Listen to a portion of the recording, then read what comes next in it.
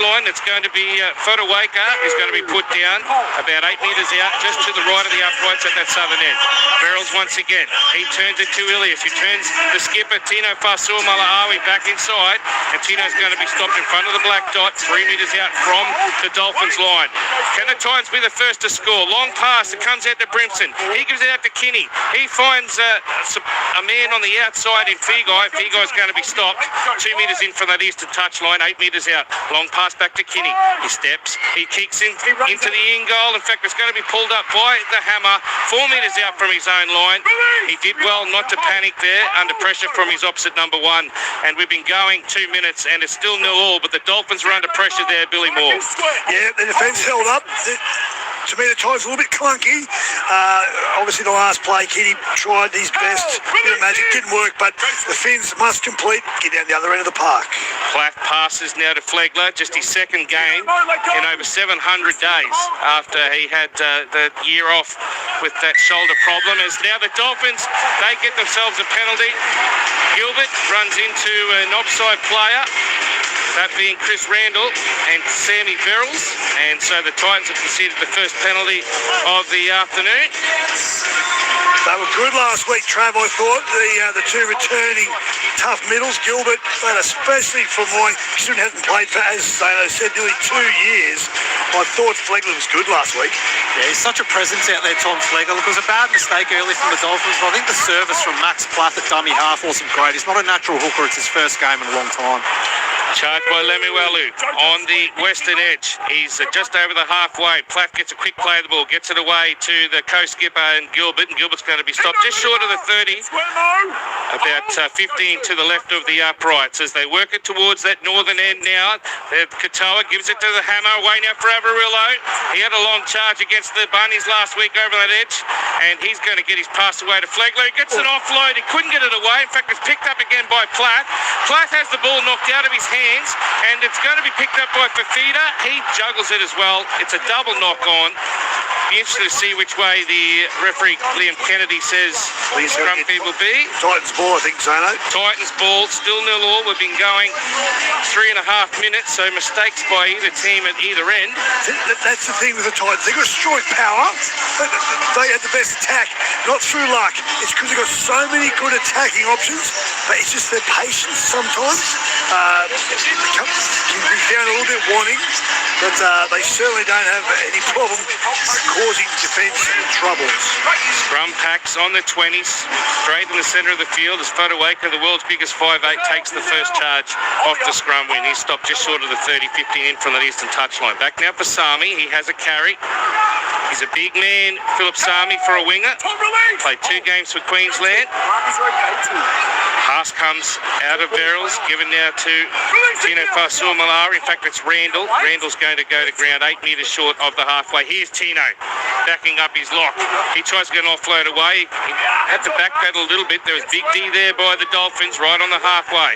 Away for Kinney. He dummies, but he's going to be taken by Lemuelu and also Platt in there. 4 metres into attacking territory. Looked like he might have possibly dropped that, but he recovered just before he went to play the ball. The kick goes up from Ilias. Goes down now to Selwyn Cobbo. Cobbo gets absolutely hammered, and they're going to say there was an escort by the Dolphins. They were covering off on Selwyn. A pretty ordinary escort because he got pumped, Cobbo. Trav, looked like whoever's escorting didn't do a very good job. They might need a new job. I don't know what happened there, but this game actually it feels a little bit slow out here. I don't know if these teams are just feeling each other out or lack a bit of confidence after last week, but yeah, he's penalised the 5'8". Nick Arena, but that's a very soft penalty. So they take a quick tap to the Titans, and the Titans are now 8 metres out from the Dolphins goal line, down at the southern end. Just to the right of the uprights. Verrills goes back in front of goal, gives his pass to Randall, turns it back inside for Moore. Moore's going to be stopped right in front of the black dot. 6 metres out now, the Titans, looking for the first points of the afternoon. Fodawaker out to Ilias. Ilias goes out the back into the hands now of Fayamani. Scored a try on debut last week down at Shark Park. The young man's going to play it just in front of the 20-metre line, 5 in from the western touchline. Ilias gives his pass away to Fodawaker, and Fodawaker has a settler. He's pulled down just short of the 10. Verrills out of dummy half. Skips out to the left. Gives it on to Brimson. Brimson has for more charging off his left-hand side. He's going to be stopped 4 metres to the left of the uprights. 5 out from that goal line. At the Dolphins end, kick into the in goal. It's going to be cleaned up by the Hammer. He just pushes it over the dead ball line. And it will be another dropout, Billy, and an opportunity for the Titans to get in front. Currently it's 0-0 on NRL Sunday on ABC Sport. We've been going 6 minutes. Yeah, that was Brimson. Great little kick. He was, again, that's what they need to see, control by the Titans to get the ball back. To me, they're creating numbers. They can get the ball in the right hands. They'll breach this Dolphins defensive line to set of 6. Drop out by Katoa goes 52 metres on the fly. It was a solid hit, and now it ends up in the hands of Fodawaker off Ilias. Ilias is directing play. Verrills goes into dummy half. 15 ahead of halfway. Tino Fa'asuamaleaui takes the second charge. He's going to be put down by Katoa. Also there to make the tackle was Morgan Knowles. Verrills back towards the centre of the field. They work the open side. Ilias dummies. He had an opportunity to pass, but he couldn't get it to Randall. Quick play the ball though. Back onto the western side. Kinney. He gets his pass away now. Opportunity for Ilias to pass again. He just couldn't get that right hand to offload. He's pulled up 2 metres short. Crash ball for Fa'asuamaleaui. They had to be offside, the Dolphins, and they were, and it's actually a high tackle as well. Well, the alarm bells now. The petrol tank will be running dry here for the Finns. They're looking okay, the Titans. They're finding opportunity. They're finding space. Are they going to take the 2? I'm not sure I'd do that, Trav. I would have kept the heat on the Finns then. Yeah, I think they had him on the ropes there, the Titans. I sort of warming into it and nearly sort of snuck his head through there. So, the interesting decision. I think there might be a few points out here tonight. I'm not sure about this. Yeah, I'm surprised that they've actually decided to go for the 2. Although when you're down 34-0 at halftime last week, they probably would have been thinking any points are good points. True. But yes, very, very interesting. But he's looked pretty positive. Lachlan Ilias, he's found a bit of space back up the middle of the ruck. He's looking dangerous, show and go. Kinney's the magic man there, Trav. He's electric. He got great footwork. Yeah, he's got that speed that can just get on the outside of his opposite number and sort of put someone away. I think Brimson's looked pretty sharp too so far. A lot of pressure on the halves of the Gold Coast Titans. A lot questioning whether Brimson's a 5'8". A lot questioning whether Lachlan Ilias is up to this level after poor returns at both the Bunnies and the Dragons. And of course, Jaden Campbell due to come back, if not next week, the week after. So plenty of pressure on Lachlan Ilias, who last week kicked 1 from 2. Opportunity to get the first points on the board. 4 metres to the right of the uprights, 11 metres out. You'd think he'd be able to throw it over blindfolded. Comes in, kicks, the flags are up. It's 2 points to 0. The Titans leading on NRL Sunday on ABC Sports. Zane Bojack, Billy Moore and Travis Main from the Courier Mail down on the sideline. Good start for the Titans, Trav. Yeah, look, as I said earlier, this game felt a bit slow. I don't know if it's because the crowd's pretty small into it. I only expected about 15,000, which at Suncorp is a bit rare for an NRL game. So, good nice start by the Titans. The Dolphins' discipline was poor last week against South, so they've got to really fix it up. Giving away too many penalties at the moment. Round the grounds we go. Remember, earlier this afternoon it was a 36-16 win for the Newcastle Knights, with Phoenix Crosley getting the 3 points from Luke Lewis. And the AFL, it's the Suns 12 leading the West Coast Eagles 7. And in the Q Cup, it was a win for the Seagulls. That's the winner, Manly Seagulls, 28-20 over the Hunters. And in the second half, it is the Bears and the Magpies. They are joint on 28 points each. That was after the Bears led 28-6 early on. A couple of tackles already inside the 20 as Tino Fa'asuamaleaui is monstered. Katoa in there to make the tackle alongside his teammate in Flegler. Pass out wide for Figai. Former Dolphin, played 8 games for that club last year, now wearing the Titans jersey. He plays a 15 short of halfway. Opportunity for Sami. Steps off his right foot, almost spotted a gap, but has stopped 5 short of halfway. Back on the last now for Ilias. He's kicking end over end, down towards the Hammer, taken just on the 10-metre line, up over the 20 before he's eventually stopped. It's 2 points to 0. The Titans leading the Dolphins. We've been going 11 minutes on ABC Sport. Good set there by the Titans after the 2 points. Look really controlled. Now for mine, the back five, the backfield of the Finns, that's their power base. They've got to start to dominate and bring this ball forward, break up this defensive line of the Titans. Averillo with a settler. Now through the middle goes Knowles. Out to Nicarima. Here's the hammer. He gives it to Herbie Farmer. Now into Cobbo, and the pass is rolled forward. Herbie just looked like he paused a little bit trapped before he threw that ball. I think if he threw it straight away, Cobbo would have been away, but in the end, he just took a little bit of time and he's floated forward to the former Broncos winger. I think he was tossing up, skinning them by himself there. I reckon he had them. Yeah, he should have ran it. He passed too early. You're right, Trav. Yeah, as I said, the back five for mine, Trav, of these Finns is as good as any other team in the competition. It's electric. It's got to come to the fore. Yeah, they just need to get into this game, though. The Dolphins haven't been able to put two sets together. I think if they warm into it, they're going to open up the Titans. Leading sports journalist with the Courier Mail, Travis Main, Billy Moore, Zane Bojack with you on ABC Sport. Hope you're enjoying your NRL Sunday. Already a win for the Knights, who will win this Queensland derby. As Brimson tries to charge through the middle. In fact, it's Chris Randall. I'm struggling with these jerseys, Bill, because numbers. the yellow on the top with these white numbers. When it gets dark, it'll be a lot better. Kinney, he has the ball. Gets it away now for Fafita. Fafita is going to be stopped right on the 10-metre line, 2 in from that western touch line. Almost near the corner flag when he plays it. Fayamani gives a long pass away to Ilias. He gives a Fodawaker, and Fodawaker has a short pass for Fasul Malawi, and it's called forwards. The two props combined, and the pass from Fodawaker to his skipper has gone forward. Otherwise, Fasul Malawi was going over for the first 4-pointer of the afternoon. Yeah, that's great ball play by the Titans. So unfortunate. Fodawaker's pass was half a yard forward. The big Chino, just forward. He wouldn't have been stopped. Just a shame. He just missed that timing. And the sweet science of the interplay of the forwards. Hopefully they keep doing that, because that really bears fruit. Breaks defensive lines up. Titans lead 2 points to 0. Dolphins win the scrum. Back to the mid-centre of the field, and it's Jake Averillo that has it now 15 metres in from that eastern touch line, as Osako has a charge and he's up to the 30-metre line. He's about 8 metres in from that eastern touch line now. Away for Fini Fuiaki, and he does well. He makes about 40 metres on that charge. He's pulled down just short of the 40. Quick play the ball for Platt. Gives it to his skipper, Gilbert. Gilbert's going to be stopped 4 short of the halfway.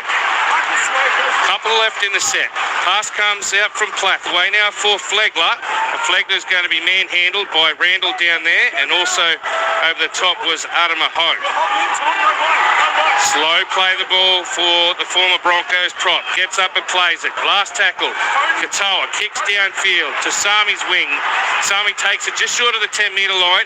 And there to clean it up for the Dolphins is Gilbert alongside Fini Fuiaki. It looked like it could have been a possible high tackle for the Titans. They were appealing. They thought that maybe Howe might have got a high tackle. It wasn't the case.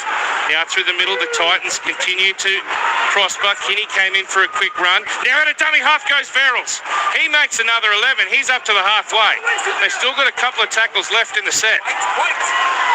They're doing well here, the Titans. Kinney had a dummy half. Gives it to Fodawaker.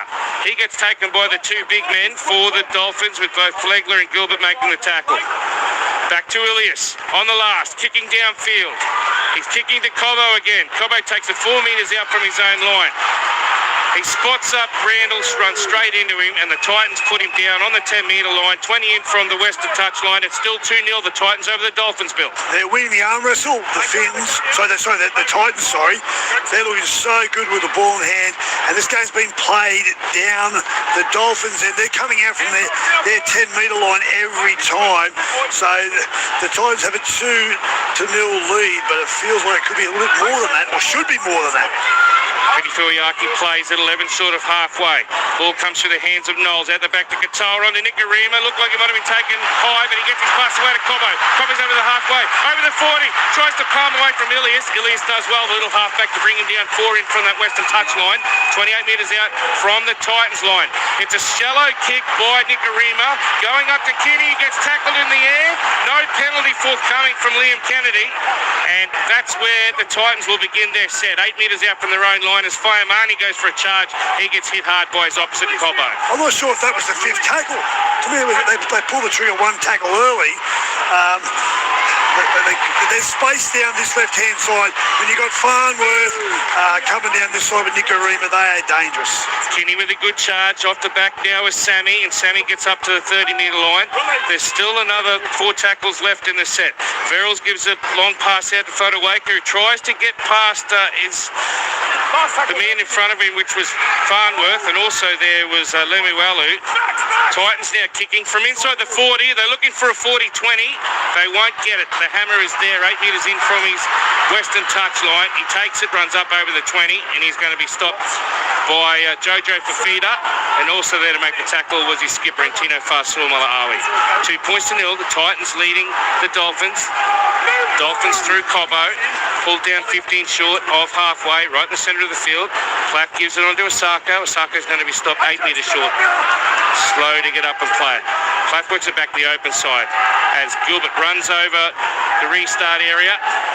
Once upon a time there would have been sand on that part of the field. He gets up and plays it. Away now for Katoa. He sweeps it out towards the eastern side. Hammer turns it back inside for Averillo, and Averillo will be stopped 15 in from the eastern touch line, 32 metres out from the Titans line. Back now for Katoa on the last. He kicks it end over end down to the small diminutive Kinney. It looked like the hammer was going to pick his pocket, and then Kinney's got up. He's gone 10, he's gone 20, and eventually he gets stopped 22 metres out from his own line. Keanu Kinney, he thought he was going to lose the ball. When he got it, Bill, he did a lot of great work with it. He's fantastic, great footwork. You can just see the hammer, the ball's gone up from Katoa, and the hammer's looking down, bearing down on the fullback for the Titans. He's licking his lips. He goes, I can out-jump this little fella. But great work there by the custodian for the Titans. Randall gets hit hard and a good tackle. Great work there by Lemuelu and also Morgan Knowles, and Platt in there as well. Fa'asuamaleaui, he backs into the fence and he's going to be stopped 5 short of the halfway. Back to the centre of the field for Ilias. He's going to kick it downfield. High kick taken by Osako. Look to pass. In the end, he's going to run it. And Brimson's there to make the tackle alongside Fodawaker. And the Dolphins will begin their set 22 metres out from their own line. It's still 2-0 in favour of the Titans. We've got 21 minutes left in the first half. A little bit gassed, the Finns. You can see they're just starting to get behind the play. The ball still 2-2. Get in behind the ruck. As we see, a good run by Herbie Farnworth. This is where fatigue sets in. 20 minutes halfway through the first half. And we get a ping. It's a restart, and it's going to be another 6 tackles for the Dolphins as Flegler tries to. He gets another 6. So there you go. He was held down as he tried to get up and play it. Now comes to skipper Gilbert. He's going to go to ground 5 metres into attacking territory. 5 tackles left for the men in red. The men from the peninsula working towards the western side. Nicarima gives it to Farnworth. He gets hit hard. Good tackle there by Fayamani. Pass comes back now though to Platt, who finds Gilbert, and he backs into a tackle from Randall, and also there to make it is Tino Fa'asuamaleaui. Dolphins looking for a quick play. The ball, they get another 6 more. 3 restarts in a row. Back towards the western side. The hammer spots a gap and gets absolutely hammered himself. Good. By Fafita. Good tackle down there. Pass comes away for Lemuelu, looking for an offload. He gets it away now to Nicarima. Out wide, it goes to Katoa. Katoa finds Averillo. There's space out there. Averillo steps back off his right. If he gives it to Osako, I think they score. He's 4 metres out, 15 in from the eastern touchline. Comes back now for Katoa. He gives it to Knowles. Knowles gives a pass to Lemuelu, who drops it, and there's a turnover. The Titans have the ball back. 11 metres out from their own line, still leading 2 points to nil, Bill. Pressure release there on the Titans, and that was because they defended well. The boys from the Gold Coast, well done, because you can see the Finns smelt blood in the water, and they were making yards, found holes, but great cover defence by the Gold Coast troops. There's been a lot of talk about restarts. I'll get down and get Travis Main's opinion on that very shortly, but here it is 2 points to nil. The Titans leading the Dolphins as Artema Ho charges through the middle and gets up and has a quick play of the ball. Pass comes away now from Verrills away to Sami, and Sami's going to be stopped about 8 metres into attacking territory. It is the last. The Gold Coast kicking through Ilias. Up for Cobbo once again. Nicarima is running cover for him, but this time doesn't get penalised, and Cobbo goes high and brings it down, Bill, and that's this set will start 22 metres out from the Dolphins line, still 2 points to nil in favour of the Gold Coast. He's looked solid. Cobbo, he's halfway through his second game at the Peninsula. He looks good. He's lost a bit of weight. He's got a big body. He's good in the air. He's making the most of his move across town. Flegler up towards the halfway. Dolphins have 3 more tackles left. As he gets up and plays it just short of the halfway line, away for Gilbert with those fluoro yellow boots. He's going to be stopped 20 metres in from that western touch line, 42 metres out from the Titans line. Kick from Nicarima. He screws it down towards the corner post at the northern end on the western side, and it's going to go dead, although the hammer almost got past Kinney and flicked it back Greg Inglis style. And in the end, there was almost an opportunity for Cobbo to score, but they're now looking to see if Sandy's going to go upstairs. Dolphins are challenging the decision that is out of Dolphins. Yes, so I thought it came off Kinney, but it was obviously an attempt by the hammer. So, well, he threw it mid-air into the chest of Kinney. Does that mean that Kinney's played at it though, Bill? Well, it looks like Leaves the play. Ball's still live at this point. it's still live, and Kinney's about to touch the ball. Garner is just left arm and going to lock the path of the ball. Take the ball ahead. Titans have to go. Great challenge. Good challenge, Travis May. Yeah, I think that's the right decision there. I'm glad they challenged it, the Dolphins, because I thought the ref got it wrong. Interesting there, the Titans let the ball bounce. The Cardinals in. Yes. Let it bounce, you're inviting trouble, and now all of a sudden, they're on the back foot. And how good is it to show the enthusiasm of the hammer? Most people would have given up on that chase, Trav, but He's the only bloke who could get there, I reckon. yeah, you're probably right. And with great work, it's a huge opportunity for the Finns, the best field position they've had all game. Ilias with a short dropout. It's going to go 14 metres. Sami goes up with 2 hands, and Sami gets it back, but they're going to rule that it was a knock-on. Looks like it's gone off his hands into a Dolphin and then back to Sami. You going to challenge this? I was about to say the Titans look like they want to challenge, and they are. Here we go. Captain's challenge. Titans challenging the decision of knock-on. Who you going this time, Trav? I think this is a good challenge as well. Let's see. So do I. Just to the naked eye, I think they got it right. Knock-on Titans. Yep. So 18 minutes left. Titans leading 2 points to 0. Philip Sami was the man who said, go up. Hits the arm. Just need to expect which way the ball goes. Does it go forward from there? That's the key, Trav. I think we're in trouble, Bill. Yeah, me too. No, I'm happy for it to go back. And then I think it goes one arm into the other though, doesn't it? 2 hands. Philip Sami's hand in front of the ball and the ball goes backwards. Okay. Let's see what happens next. There was a Dolphins hand that came from behind. That was a Sarko's. So I think that's play on. It comes off the hammer, and Sami gets it back. I think the Titans are going to win this one. Yeah. Here we go. Emerson knocks the ball backwards. Referee plays a whistle now before a tackle's complete. The captain's challenge will be successful. So the Clever play the ball. We gave up on ourselves there, Trav. Yeah, 2-0. Here we go. What have you made of the number of restarts we've seen this weekend, Travis? It's been a major talking point. Yeah, it has. I actually think the Titans are giving some away on purpose here before, just to slow the play down. They realised they were struggling for numbers. I reckon they just ruck there just to give an extra one away. Well, they gave away 3 in a row before, but they've got the ball now short of the 20 through Adama Ho. And now there's a strong charge in the middle by the new man on the field, Curtis Moran, former Bulldog. He gets up and plays it. Turned back inside from Randall. And he's got a charging Adama Ho, who's going to be stopped 20 short of the halfway, right in centre field. They're working towards the eastern side. Brimson comes back in and gives it to Kinney, and Kinney's going to be stopped 11 short of halfway, about 18 metres in from that eastern touch line. Opportunity now for Cleese Haas, who's out there. They've rung the changes, the Titans. We've got 17 minutes left in this first half. As Ilias kicks downfield, this time he goes to Asako, one of the few times that Asako's fielded a kick as opposed to Selwyn Cobbo. Asako breaks through the line. He's going to be pulled down on the 30 after just poking his nose through. And a quick follow-up from Avarillo. He's up over the 40 as well. He's 8 short of halfway, so he gets up to play it. 15 in from that eastern touchline. Away now for Fini Fuyaki. He's looking for some support, and there's none there, but he tries to get a quick play of the ball and does so. Platt. Pass comes out for Felice Kafusi. Kafusi, he runs straight straight in there at Cleese Haas, and he's going to be stopped 32 metres out from the black dot. Dolphins looking for their first points. A dummy from Platt gives it now to Gilbert, and Gilbert's going to be stopped 22 out from the line. They went the wrong way that time. They should have went to the left. 15 in from the eastern touchline. Back towards the centre of the field. Knowles away through Katoa. On to Nicarima, who Grubbers is going to be pulled up short of the goal line. It's going to be taken by Fayamani. They better watch out. He beat two players, and it took a great tackle by Plath, scrambling in defence to stop him just on the 30. Now Kinney comes in for a charge. He's up to the 40. The Titans have had the ball stripped now by Herbie Farnworth. The Dolphins have got it back. What a play right in front of you, Travs. Oh, that was smart work from Herbie Farnworth.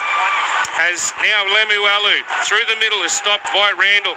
This is the moment here for the Finns. 15 minutes in to go in this first half. In front of the left upright. They pass it back towards the eastern side. Katoa turns his second rower back inside in Footy Fuyaki. He's going to be stopped about 11 short of the goal line. Short pass comes from Gilbert to Kafusi, and Kafusi is going to be called for a forward pass. So he's had the third one of those.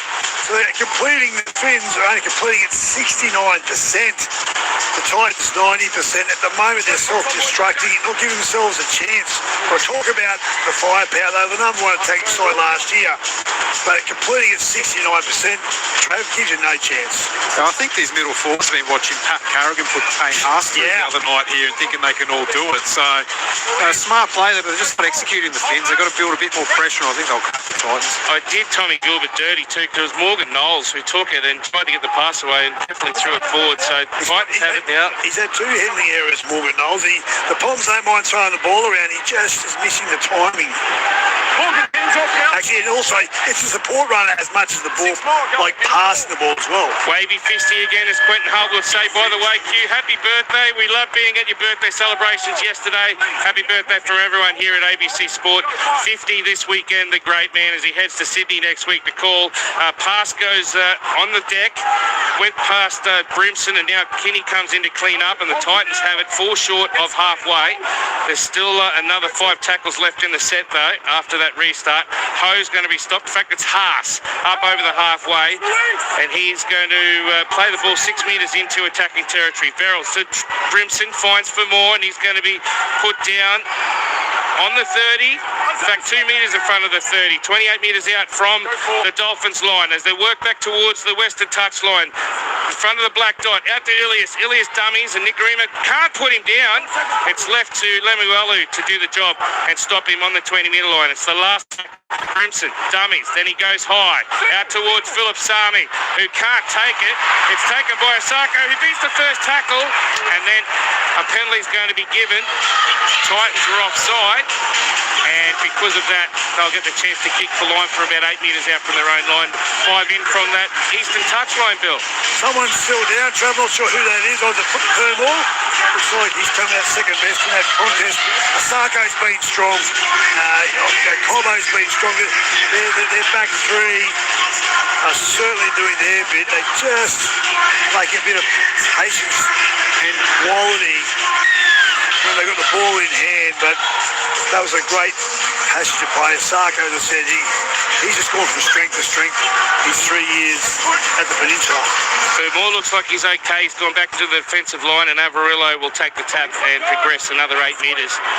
Pulled up 12 metres short of halfway. Gilbert, he charges in the line and then gets pushed back to Randall, coming in with a strong tackle alongside Curtis Morant. Pass from Platt goes forward. He was a bit scratchy out of dummy half. Well, Trav did say he's not a natural dummy half, and that's about as bad as you'd see. He's throwing it up in the air. It's Snyder's out there, and it was Snyder that threw it. It just completely come out of his hands and floated forward, and the Titans have it 22, in fact, about 80 metres short of the line. Right in front of the post, Ilias turns Cleese Haas back inside. That's a mistake that Brad Snyder's going to have replayed many times. That was one of the worst passes you'll ever see out of dummy half. Yes. Man out of the Panthers system, they wouldn't have tolerated that under Ivan Cleary. Randall dummies, he's going to be stopped 8 metres out from the line. He's tackled, and eventually gets up and plays it. Verrills gives it away now for a charge coming from Haas just in front of the left upright at the southern end. 6 more now. Opportunity for Moran. Can he get his pass away? He's on the hurdy-gurdy and he's going to play the ball in front of the black dot. 6 metres out from the line. They work towards the western side. Turn back inside now for Adama Ho. He was over the line 3 times last week and couldn't put it down. Josh Hannay has a lot of faith in this man, preferring him over Paxton. Pass out a dummy half from Verrills. Goes out wide now for Ilias. Ilias gives it to Moore, who drops it. And running through to touchdown was AJ Brimson, but the ball had already been knocked on. And another mistake from the Gold Coast in good attacking territory. Bill, it's still 2 points to nil. We've got 11 minutes left on NRL Sunday on ABC Sport. Well, sorry, Max Platt. It was Brad Schneider, and he was breathing a sigh of relief that didn't involve or end up costing his team points. They've got out of jail. And Trav, I'm a super positive person, but it's been a pretty ordinary game so far. Both sides lacking polish when it comes to attacking the opposition red zone. They really need to step it up again. Yeah, I think they just lacking a bit of confidence to throw the ball around, perhaps a bit nervous. I think Schneider sprayed way too much of that sticky stuff on his hands and the ball got stuck. But Josh Hannay about to bring Cooper By into the contest here. A little bit of punch 10 minutes before the break. Yeah, he's got that traditional green headgear on. Of course, reneged on a deal with the Melbourne Storm to play for the Titans. He'll be looking to make a dent when he gets out there. Schneider had a dummy half. This time he holds onto it and makes 8 metres out of hooker. He plays it 12 short of halfway. The hammer gives it away now for Keeley. Keeley's going to be stopped about 8 metres short of halfway. And he was good last week. So you know what? Keeley was brilliant off the bench. Absolutely. Pass. It's a loose pass, bounce pass to Katoa. Katoa kicks it. It's going to bounce over the touchline, but doesn't get anywhere near the 20-metre line. About 25 out from the Titans line. The scrum will be packed 20 in. In fact, it'll be play the ball for the Titans. It's still 2 points to nil. Titans leading the Dolphins. We haven't seen a try yet. It's been entertaining. A lot of mistakes. A lot of mistakes, Zana, you're right. That's what's basically taking the polish off the game. You're just waiting for one team just to ignite and go back-to-back with some good sets of 6, and there'll be points off the back of that. A charge from Fafita is followed up by Fayamani. And this young man out of the Panthers and the New Zealand Warriors system, he makes a good 8 metres, followed up now by Sami. Sami's up over the halfway. He's tackled by Kafusi, and also in there to make the tackle was Fini Fuiaki. A knock on here by the Titans, was it? Are they going to real play on? It comes out the back, and then now it's in the hands of Adama Ho. And then Lockie Ilias, he juggles it a couple of times, almost like volleyball. He spikes it and gives it to Cooper By, who plays it on the 40-metre line. To Brimson, out towards the eastern side, brings Fermor Burke inside. He's going to be tackled 32 metres out from the Dolphins line on the last, towards the western side, and Ilias kicks on that edge. And Cobbo's going to go up and take it like an AFL player, hands up above his head, and he'll play the ball now, Bill, 12 metres out from his own line, 5 in from the western touchline, still 2-0 in favour of the Gold Coast. Great take by Cobbo. We've given him a wrap already today. That was fantastic. As you said, up above the head, under pressure, so easy. He might get a job at the Lions the way they're going at the moment. They're 0-2, just like the Broncos. Here's Cobbo. He made 4 metres on his charge. He stopped on the 30-metre line. Gets up and plays it. Away now for Schneider, who gives it to Katoa, who has a bit of a snipe, and he's going to be stopped 11 short of halfway. Gets up and plays it away. It comes, and it's into the hands now of Averillo on that edge, just short of the halfway. In fact, over the halfway now. He kept pumping the legs, and he's going to play it 4 metres into attacking territory. Back to the co-skipper in Katoa. Footy nerd that he told us on Thursday night puts a big kick up, and no one went to take it for the Titans. It's bounced back out of the hands of Nicarima, and it's been cleaned up for the Gold Coast by Sam Verrills. That was stacks on the mill there, Bill. Neither Fayamani nor Kinney wanted to have anything to do with that kick. Yeah, you mentioned before, well, Trav, when you let the ball bounce, you're asking harm to come down your way. Well, they were so lucky the Titans ended up the way it did. Someone has to be dominant and call that ball. Adama Ho Travis Main interviewed him this week and got some good insights. He's got an interesting pronunciation for his name. Of course, spent some time with Featherston Rovers off the back of Mel Meninga when he was the cultural coach of the Gold Coast Titans, and now playing on the Gold Coast as Cleese Haas plays it 8 metres into attacking territory, goes from Cooper By, back inside now for Kitty. Kitty dances, he gets away from 2 plays, he gets a pass, comes back now from Haas, away from Brimson. Brimson's going to be tackled on the 30-metre line in the centre of the field. Gets up and plays it, away now for Verrills, he gives it to Ilias. Ilias is kicking down towards Asako's wing this time. Asako goes up, it comes up a Titan's hand, it's picked up by the Hammer. The Hammer's over the 30. He steps back inside one player who eventually made the tackle, and that was one that was needed there, AJ Brimson. That was a much needed tackle, and he made it. As now the Dolphins knock on. Lemuelu drops it on his edge. Pass comes back now from the Titans. Opportunity. He knocks now for Jojo Fafita. He's going to go over and score. The Dolphins thought they were making a break just short of the halfway. The Titans have picked it up. They've given it to Jojo. He's managed to step inside that sideline on the western side, planted it just beside the corner flag at the southern end. And Billy Moore, the Titans have gone in for the first try of the afternoon. It came off a Dolphins error. It's the Gold Coast 6, the Dolphins 0 with a kick to come. Well done, the Titans. They put the ball up, and this time it's come down, and the Hammer got it. You thought, he's away here. This is going to be something exciting. And then the next play, they went across the park, and it went to ground, and it personifies what's happened this whole first half. It's just been messy. Both sides, too many errors. But this time, the Titans, they picked up the scraps after the ball was dropped by the edge-back rower. I think it was Lemuelu, and it's been picked up, and Fafita ended up being the last person to get hold of that ball and showed a great set of wheels, and he was just too quick. Isaiah Katoa was coming across, but just could not match Fafita. Great work, finished it off well. Fortuitous, but that's how this game looks like it's been played, Trav. How fortuitous and how pivotal was the run there by Moran. He did really well, didn't he, to find Fafita there, Trav? Yeah, I think both teams just look so nervous. A little bit open play, some instinctive brilliance there. Get the ball to Jojo Fafita. He's an absolute specimen, this bloke. Josh Anno said, I'm playing you at centre. I'm going to persist with you. You've got time there. Just work into it. Just learn what this position's about. He's put him away there. His 28th try for the Titans. Yeah, first try of the season. Moran did a good job there. He held the ball, held it up, and then was able to get to Fafita at just the right moment.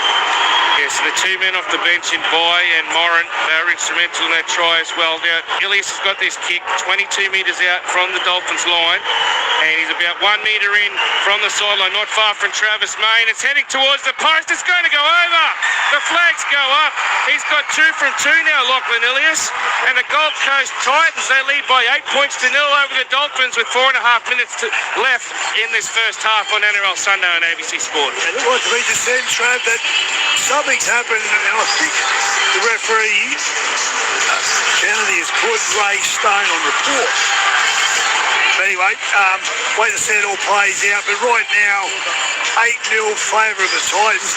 The Finns have not got into the third year yet. They're fumbling and stumbling their way through this match. And good work by the Titans. They picked up the scraps. They made the most of the opportunity. They've now got the scoreboard ticking over their way. Asako gets us back underway, and as the Titans work it out from their 10-metre line, we'll go around the grounds quickly in the AFL. In the second quarter, the Gold Coast Suns 46 lead the West Coast Eagles 13, and as I mentioned earlier in the NRL, Manly were humbled by the Knights 36-16 with Phoenix Crosland taking the 3 votes from Luke Lewis. Moran again showing the ball in both hands. He's quicker than I thought he was, the former Bulldogs forward. Opportunity now with a quick play of the ball for Cooper By to get up towards halfway. Sam Verrills is saying thank you very much for these. Gives it to Kenny. Kenny spots the gap and he puts on the left foot step, and he's going to be stopped on the 40-metre line on the last. Away to Ilias on the western edge. He kicks it down towards the Hammer. He's being challenged by Brimson, but he manages to catch it, the Hammer. The Hammer, he's trying to get past 2 players, but it's Adama Ho that comes and makes the tackle on him. And the Dolphins through Cobbo work it out over their 20 bills, still down 8 points to 0. Yeah, they've really answered the moment. the Finns, they just can't seem to put enough pressure on the Titans' defensive line. Good work, the guys from the Gold Coast. They are fighting, leading 8-0. So Farnworth gives an offload and then gets the ball back again for Snyder. Now he gives an offload away, and it's going to be Keeley who takes it to the halfway. In fact, he does better than that. He'll eventually play it 4 metres into Titans territory. Couple of tackles left in the set as Ray Stone takes a charge, and he has a quick play of the ball. Snyder away to Katoa. Katoa out the back to Nikarima. Quick hands. Has he knocked that ball on? It's going to be picked up by Fafita, and he's done well, Jojo. He's got that ball 4 short of the halfway, and the Titans, they're going to get great field position to start this set. Kinney stepping off his left, then his right, then he comes again, and eventually he's put down by Oren Keeley. About 42 out from the Dolphins line. Quick pass. Comes at a dummy half from Verrills to Sami. Sami tries to get past Stone. Stone hangs on to him and eventually puts him down. Sami plays in front of the black dot. They work it out towards the eastern edge. It's Brimson comes back inside the Haas. Haas looks to offload, but those Dolphins forwards out on that side eventually bring him down, including Brad Snyder out there. Here's Cooper Bye. He's been very good since he got out there, but he gets hit low and a good tackle by Ray Stone. Those shoulders working well after those 2 Ricos. Ilias Dummings away now for Kinney. Gets it out for Fafita. Away for Fayamani. Steps in on the left, then on the right. Drives for the line. Can he get it down? He reaches out and he's going to be held up. He's powerful, Fayamani. You can just see he got the ball and said, wait, I'm going to score this myself, and went straight at the Dolphins players. Didn't worry about putting any sidestep on. He just accelerated, and unfortunately for him, the Hammer and Keeley were just able, with the help from Farnworth, to hold him up. They call him the junior Toto, and that's why he's a powerful little unit, and good work by the Hammer and Farnworth to hold him up, as now the Dolphins through Cobbo have to try and work it out from their back end. 11 metres out from their own line. First Cobbo, now it's Asako. And Asako's going to be tackled down there by both for Moore and also AJ Brimson. Quick play of the ball. Given away now for Fini Fuiaki out on the eastern edge. He's going to be stopped 10 in from that eastern side. 15 short of the halfway, and the ball's been turned over. It was taken out of his hands by Max Vigai. And now an opportunity comes back. It comes in the hands of Jojo Fafita. It's actually a knock-on-a-thon here. So yes, he's basically taking it back to the first knock-on, so it's going to be Finn's ball. But as you said, that was a knock-on-a-thon. It was 3 in a row. First it was stripped, then it was dropped. Unbelievable. And in the end, they got away with it there, the Dolphins, Trav. They're lucky to be getting the ball back with a scrum feed. I've got no idea what happened then, but I think the Dolphins have got the ball. They've been very disappointing this half. It's all breaking down from dummy half. They've got no flow or momentum to their game. Well, Sami thought he was getting a pass away, but all he did was throw it 4 metres forward. As the Hammer tries to get away from the tackle of the try scorer Fafita, and the Dolphins trailing 8 points to 0. Will play it 4 short of halfway, 10 in from the western touch line with about 48 seconds to go. We've got another restart. There's the ping. Snyder out of dummy half, gives it to Kafusi. Can the men in red, the men from the peninsula, can they get their first points of the afternoon? They trail by 8 points to 0. Chikatoa at the back to Nikarima. He did have Fini Fuiaki outside him, but he just went to his left rather than going to his right. Back Snyder goes inside to Hammer. Hammer finds Averillo. Averillo's looking for space. Beats by, then tries to beat 2 players and couldn't get his pass away. It looked as though Lemuelu might have been off to the races. Snyder gets his pass away now to Averillo. Averillo, he gives his pass, and it's a bounce pass as well, which comes out wide. It's coming back into the centre of the field. Stone gives it to Farnworth. Farnworth, he's looking for options on the outside. He's going to put a kick in for Asako. Asako's on the charge. It's going to be battered dead by Kinney. He only just got there in front of the New Zealand Test winger. Of course, he's the New Zealand Test fullback. And that's the end of the first half. Exciting end to the match, or the half as well. 8 points to 0. The Gold Coast leading the Dolphins. A try to Jojo Fafita in the 35th minute coming over a Dolphins turnover. Prior to that, in the 10th minute, was a penalty goal to Lachlan Ilias. It was 2-0 then. Now it's 8 points to 0 as we go into the halftime break. And Billy Moore, we've had a lot of mistakes, not a lot of points, but it's still been a good match to listen to here on NRL Sunday on ABC Sport. Yeah, the scoreboard is close. 8-0. Titans deserve their lead. That's built off the back of their defence for mine. They were able to basically derail the Finns. They weren't comfortable, the Finns. They never got into stride. They never were able to get repeat sets. They were out. They lost the possession, and they certainly lost the field position game. So to the Titans, they've turned up here with the right attitude. They're going to scrap, and every opportunity they get, they're going to make the most of it. For mine, the Finns have been disappointing. It's probably one of the worst halves I've seen them play in quite a while, because we're used to seeing this attacking juggernaut. Zano, that was sloppy, messy. It didn't disjoint. They never really fired the right shot. I will probably say a bit to do with the Titans' defence. Well done, because they keep on working hard on the inside, and when they turn the ball back on the inside, the Finns, there's defenders there. So well done, the Titans. I reckon Christian Wolf is going to be tearing the paint off. Wait to see what Trav says happens at half-time. But, this is a game where the Finns have to turn up in the second half, because if the Titans are next to score, they're going to grow in confidence. I think the story is in the completion rates. 81% for the Titans, 18 of 22, and 12 out of 20, 60% for the Dolphins. 54% possession for the visitors, and the Dolphins 46%. In terms of all the run meters, the Titans have run for about 300 meters more. They've made one line break compared to the Dolphins, none, and 16 tackle breaks compared to the Dolphins, 12. And looking at the discipline, there's 12 missed tackles for the Titans, 16 for the Dolphins, and in terms of penalties, 2 all for respective sides. So plenty for the Dolphins to work with in that second half. We'll be going to the newsroom very shortly. Remember, keep your text going on 0467 920 222. We've got David now saying, go Titans. I think he's enjoying this contest, Dave. Tracy from Gimpy says, is this NRL a park footy? Because it's been pretty damn ordinary. Yeah, I couldn't agree more. I think we're staying positive, but you're right, the quality is certainly not there at the moment. Paris says, enjoying the call. Thank you very much for that, Paris. That's wonderful.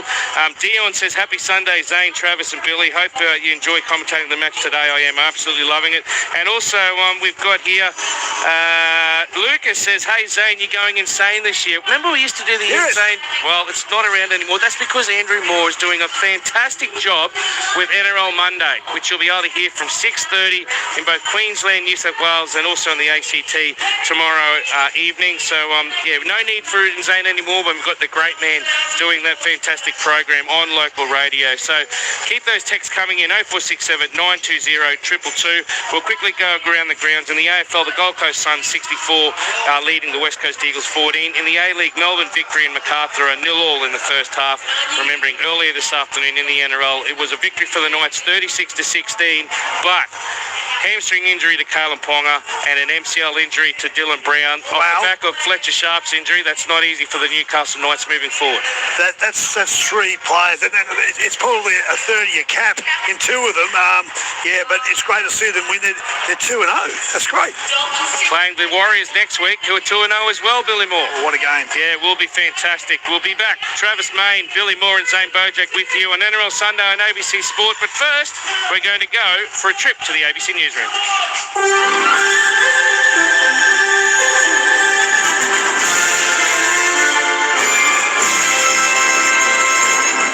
ABC News with David Rowlands. US President Donald Trump has threatened further strikes on Iran's Hague Island oil export hub, while urging allies to deploy warships to secure the vital Strait of Hormuz. Larry Buttrose takes up the story. The US-Israeli war on Iran is now in its 3rd week. While Donald Trump says US strikes totally demolished Hague Island's defences, he also warned we may hit it a few more times just for fun. Meanwhile, there's no end in sight. Mr. Trump says Iran appears ready to make a deal to end the war, but that the terms aren't good enough yet. But Iran's ability to halt shipping through the Strait of Hormuz, through which 1/5 of the world's oil passes, poses a major problem for the US and its allies. Energy prices are soaring as the war causes the biggest ever disruption to oil supply. Tehran is vowing to intensify its response to the war. Meantime, the Iranian Tasnim news agency is reporting that 20 people have been arrested in northwestern Iran for allegedly attempting to cooperate with Israel. They're accused of sending location details about Iran's military and security assets to Israel. A source briefed on Israel's military strategy has told the Reuters news agency that Israel has launched a new phase of its assault on Iran, targeting security checkpoints based on tip-offs from informants on the ground. Cuban President Miguel Diaz-Canel says he understands the frustration of protesters angry about food and fuel shortages. However, he says there will be no impunity for acts of vandalism and violence. It comes after anti-government protesters attacked a Communist Party office in central Cuba in a rare outburst of public dissent. The Bureau of Meteorology says Central Australia can expect more intense rain this week, with weather warnings in place for multiple remote regions. It comes after a month of widespread flooding across the Northern Territory, meaning that rivers and catchments are at capacity.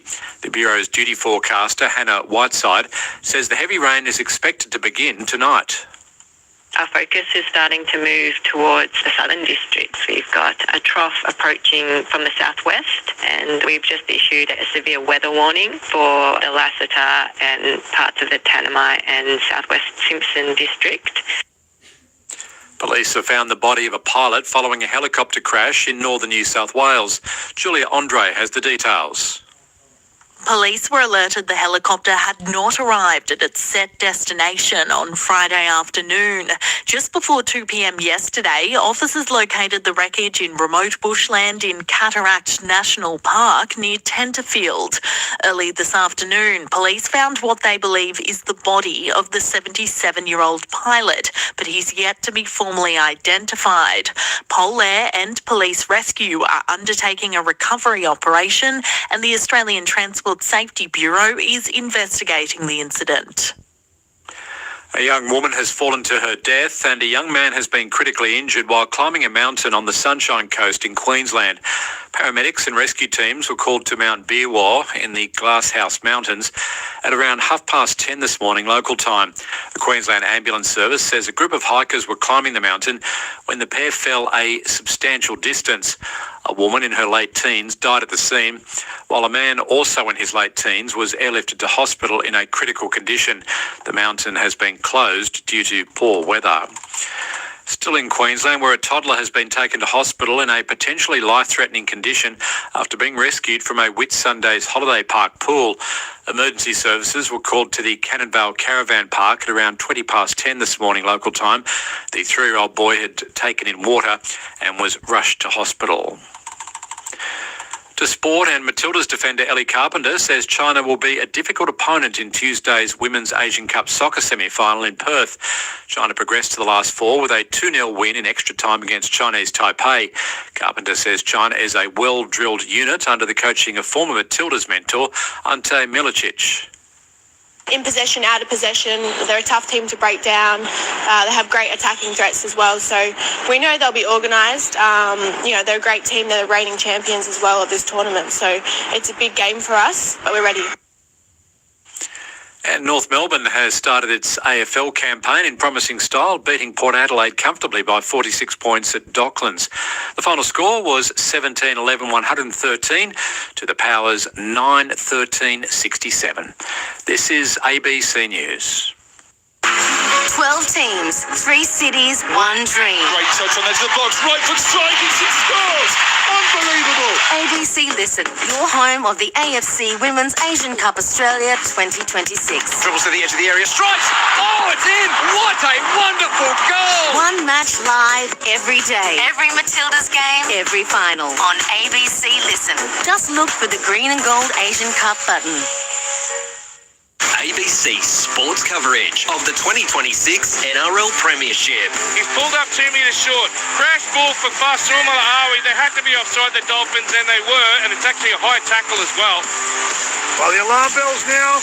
The petrol tank will be running dry here for the Finns. They're looking okay, the Titans. They're finding opportunity. They're finding space. Are they going to take the 2? I'm not sure I'd do that, Trav. I would have kept the heat on the Finns then. Opportunity to get the first points on the board. 4 metres to the right of the uprights, 11 metres out. You think he'd be able to throw it over blindfolded.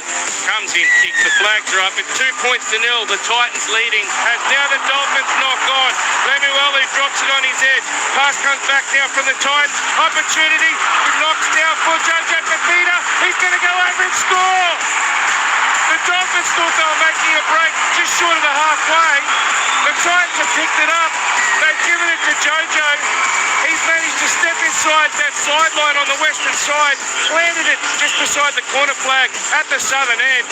And Billy Moore, the Titans have gone in for the first try of the afternoon. ABC Sports coverage of the 2026 NRL Premiership On your radio, ABC Sport Digital Radio. and ABC Listen.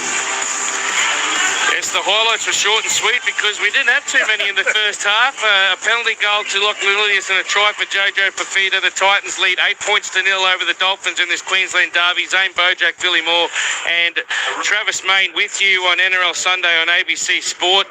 Remember to keep your text messages coming in 0467 920 222. Scott in Brisbane says, Zano, at least one Queensland NRL team will record a first win for the season.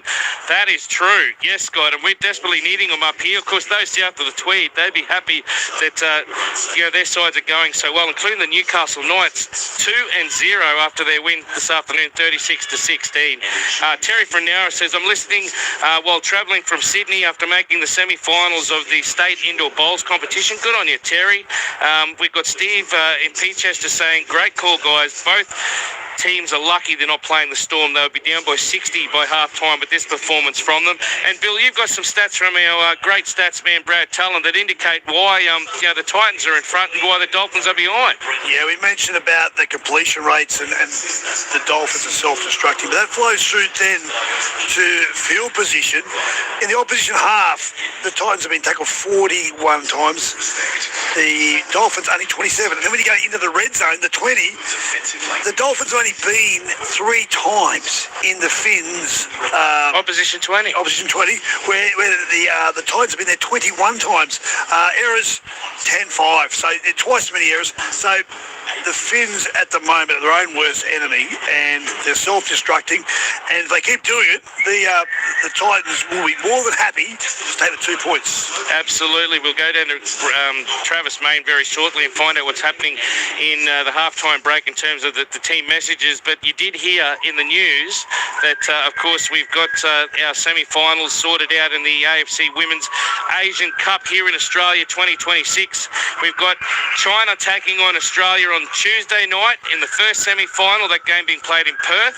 That will be from 8 o'clock Queensland time, which would be 9 o'clock New South Wales time on your ABC Listen app and local radio. And then, of course, with Japan's big 7-0 win over the Philippines this afternoon, Bill, there will be Korean Republic or South Korea up against Japan in the second semi-final. That match being played in Sydney on Wednesday night. And, of course, wondering who's going to play off in that final next weekend with China playing Australia, Korea playing Japan.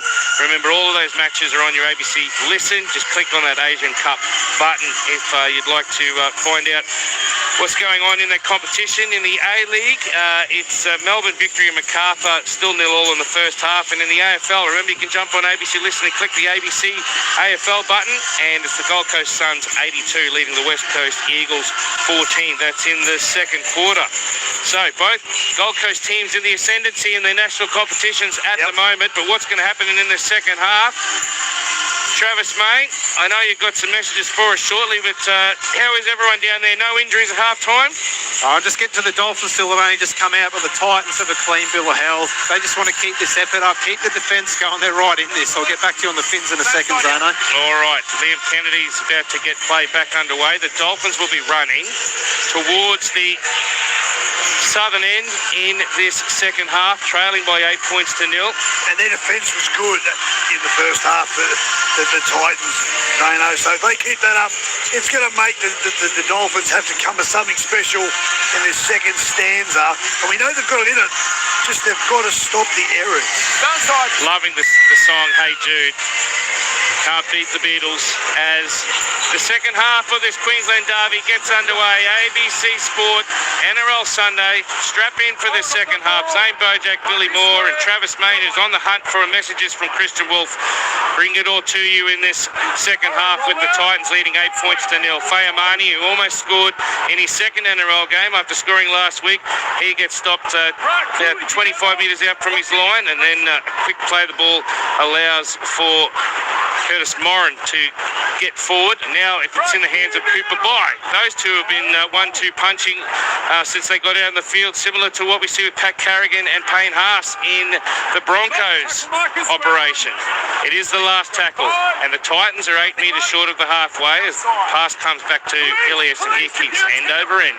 Down into the hands of Cobbo. Takes it on his 10-metre line, up over the 20, and then gets hammered by Cooper Bai with his green headgear. Pushes him away, and eventually Cobbo's going to get up and play it about 25 metres out from his own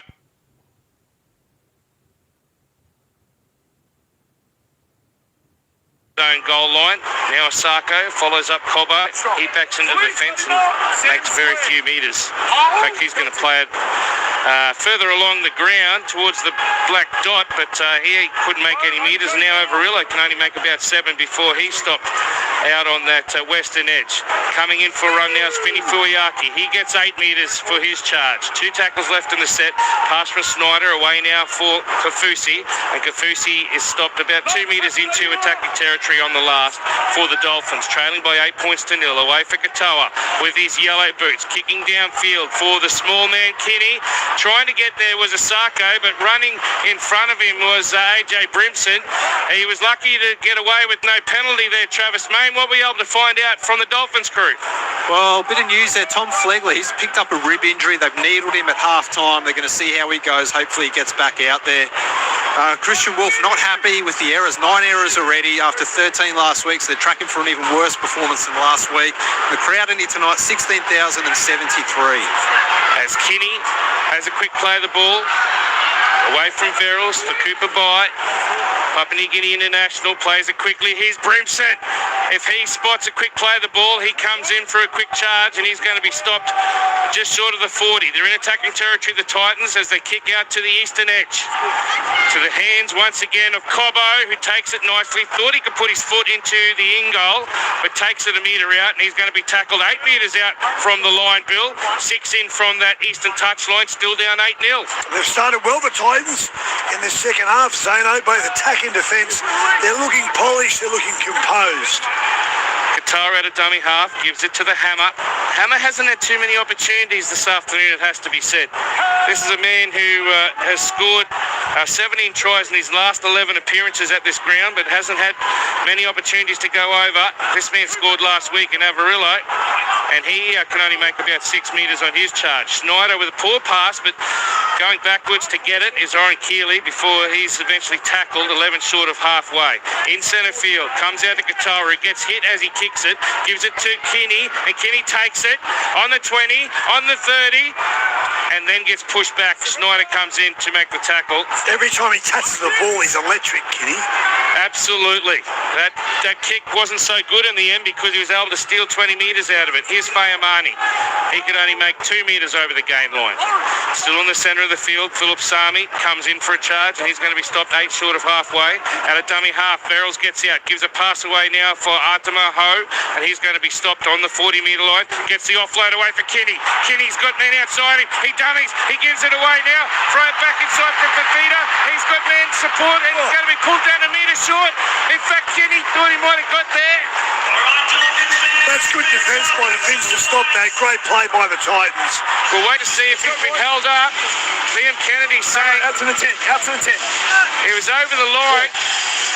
Ho with a great late offload. And then Kinney carves them up. The ball back on the inside, back to Ho. Back to Ho.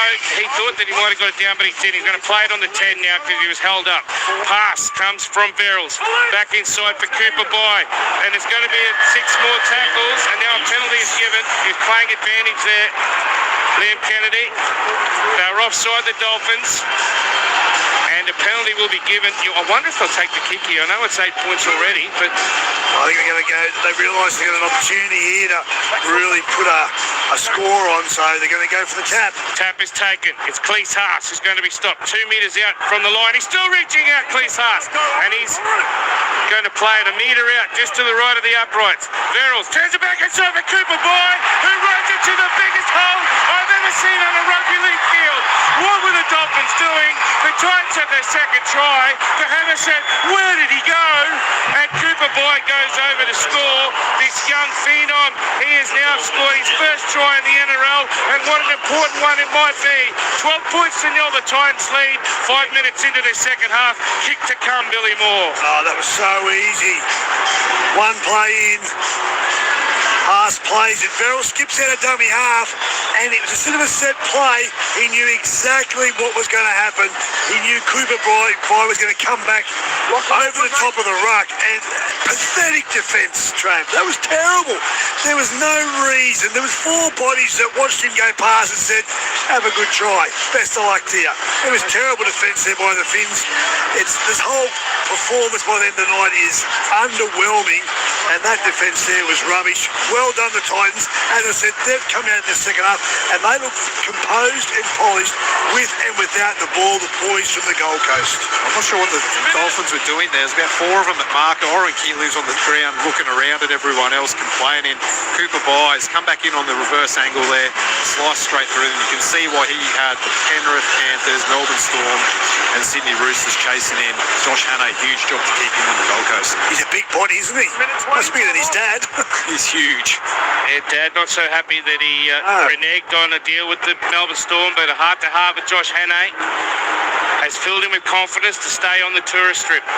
Lockie Ilias, he's been given that heart-to-heart with Josh Hannay. He's been allowed to wear the 7 jersey, has 2 from 2. Just to the right of the uprights, makes it 3 from 3 as the flags go up. It's 14 points to nil, Bills. No one expected the Titans to be beating the Dolphins at this stage. Will we see last year's defensive frailty team defeating the team that scored plenty of points, 16,073, the crowd? The Dolphins don't look like they're going to score a point. Exactly right, and that is such an unusual thing. The 3 seasons, they've basically been an attacking machine, the Finns. There's so much firepower, but tonight it's just not firing, Trav. I don't know what's going on. I think the Titans are building a little bit of confidence here. They're just going to keep improving and improving. Kinney gives a pass to a rampaging Cooper Boy. He says, I've got 1 try in the NRL. I want to get a second. Remember, Trav, we did that game down the Gold Coast last year, and Cooper Boy almost scored with his first touch of the ball. Didn't get that try, and now he's finally got one in his 3rd game of NRL football. Well done to him. As Titans are getting forced back here now, and it's Curtis Morin gets put back on his back. He's turtled, gets up and plays it through the hands of Lachlan Ilias. Away now for Adama Ho. He thought he might have had a try in the NRL before he was held up. Kinney stepping in just short of the halfway, come off his right and then his left again. He's so elusive, the little man. He's pulled down too short of halfway. Away for Ilias. He's kicking on the eastern touchline. Down towards Selwyn Cobbo, who takes it 15 metres out from his line. He'll be put down 20 metres out. It's going to be a penalty, a much-needed one, Bill, for the Dolphins. They're going to get a piggyback penalty down the field and an opportunity to get some attacking territory. They trail 14 points to nil. Yeah, deemed a high shot on Cobbo. As you said, piggyback, just what they need. Katoa comes to take the kick on the 20-metre line. He'll probably put it 35 metres out from their own line. So they've got to wake up, the Finns, get into the way they normally play it, and that's to quick play the balls, basically put their noses through, bend the line, and then have your big shot. At the moment, they're not getting those noses through the defensive line. Lemuelu with the first shot after the tap, and now Oren Keely up over the halfway, the Dolphins. Snyder in a dummy half with a slow play of the ball. There's a ping and 6 more. As it comes now for Herbie Farmer, he steps past one, he gets a pass away as well. Snyder, he's dummying, he tries to get through. Eventually he gets put down. Good tackle there by Curtis Morin. Trying to get a quick play of the ball for the Hammer. It's another 6 given. So another restart. The ball's turned inside from Katoa for Fini Fuiaki, who's going to be stopped 15 metres out from the line, 20 in from the western touchline. Looking for their first points, the Dolphins. Out to Ray Stone. He finds Katoa, turns it back inside for Lemuelu. And Lemuelu is going to be stopped about 8 metres out from the line, 20 in from that eastern touchline. Dummy from Snyder. He threw the pass. It looked like it was going to be intercepted by the Titans. Unfortunately, they've knocked on, trying to recover it. Jojo Fafita thought he was is off to the races, and the Dolphins will get the ball back, Bill. They'll get an opportunity to feed the scrum 10 metres out from their own line, or from the Titans line, I should say, trailing by 14 points to nil. Yeah, they've got good field position here. 10 minutes caught in the second half. Again, it's symptomatic of the whole game, just messy from the Finns. The service from dummy half, Trav's already touched on it, hasn't been good. Obviously, we had Max Platt, now in a Schneider. They're just not causing the problems they should do from dummy half. Let's see what polish they've got this set of 6. Scrum is packed and the Dolphins win it. Long pass to Katoa. He goes out the back to Nicarima. They've got numbers here on the right. Pass comes now from the hammer, and it's dropped by Asako. Good work there on the edge. Who was that coming across? It was Keanu Kinney, put his body on the line. Asako drops it before the corner post, and the little man from New Zealand, Keanu Kinney, he's only 83 kilos. He's come up with a try saver, Travis May. You do not see Jermaine Asako miss that opportunity. One of the best finishers in the game, and Keanu Kinney's cleaned him up. The ball's come out as he's gone to put the ball into his right hand there to get it down. So great scramble from the Titans. They deserve to be up in this game. Trav, what about the body language there? This is the side that come last year with the worst defence. They are celebrating their D, which didn't happen last year. Josh Henne's made a difference already down on the Gold Coast. The interesting thing for me was they looked really good with their D in the trials, and then last week absolutely insipid against a Sharks team which ran rampant, and of course last night came a cropper against the Panthers. So for more plays for the Titans, in the centre field, the pass is turned back inside to Bai, and Bai will be stopped 15 short of halfway. There's still another 3 tackles left as Moran gets buckled over. Good hit there by Fini Fuiaki in the centre of the field. Away it comes from Verrills to Ilias. Ilias kicking down, trying to find Cobbo off his wing, but he backtracks and gets it, gives it to Hammer, and Hammer's going to be tackled 30 metres out, Bill. They're still down there, the Dolphins. They trail by 14 points to nil, and we've only got 28 minutes left in the contest. Yeah, the scoreboard pressure will start to build on the Finns. Let's see what this set of 6 is going to be like. Herbie Farnworth. Farnworth went to his left, then he went to his right, then he got the offload away now for the Hammer.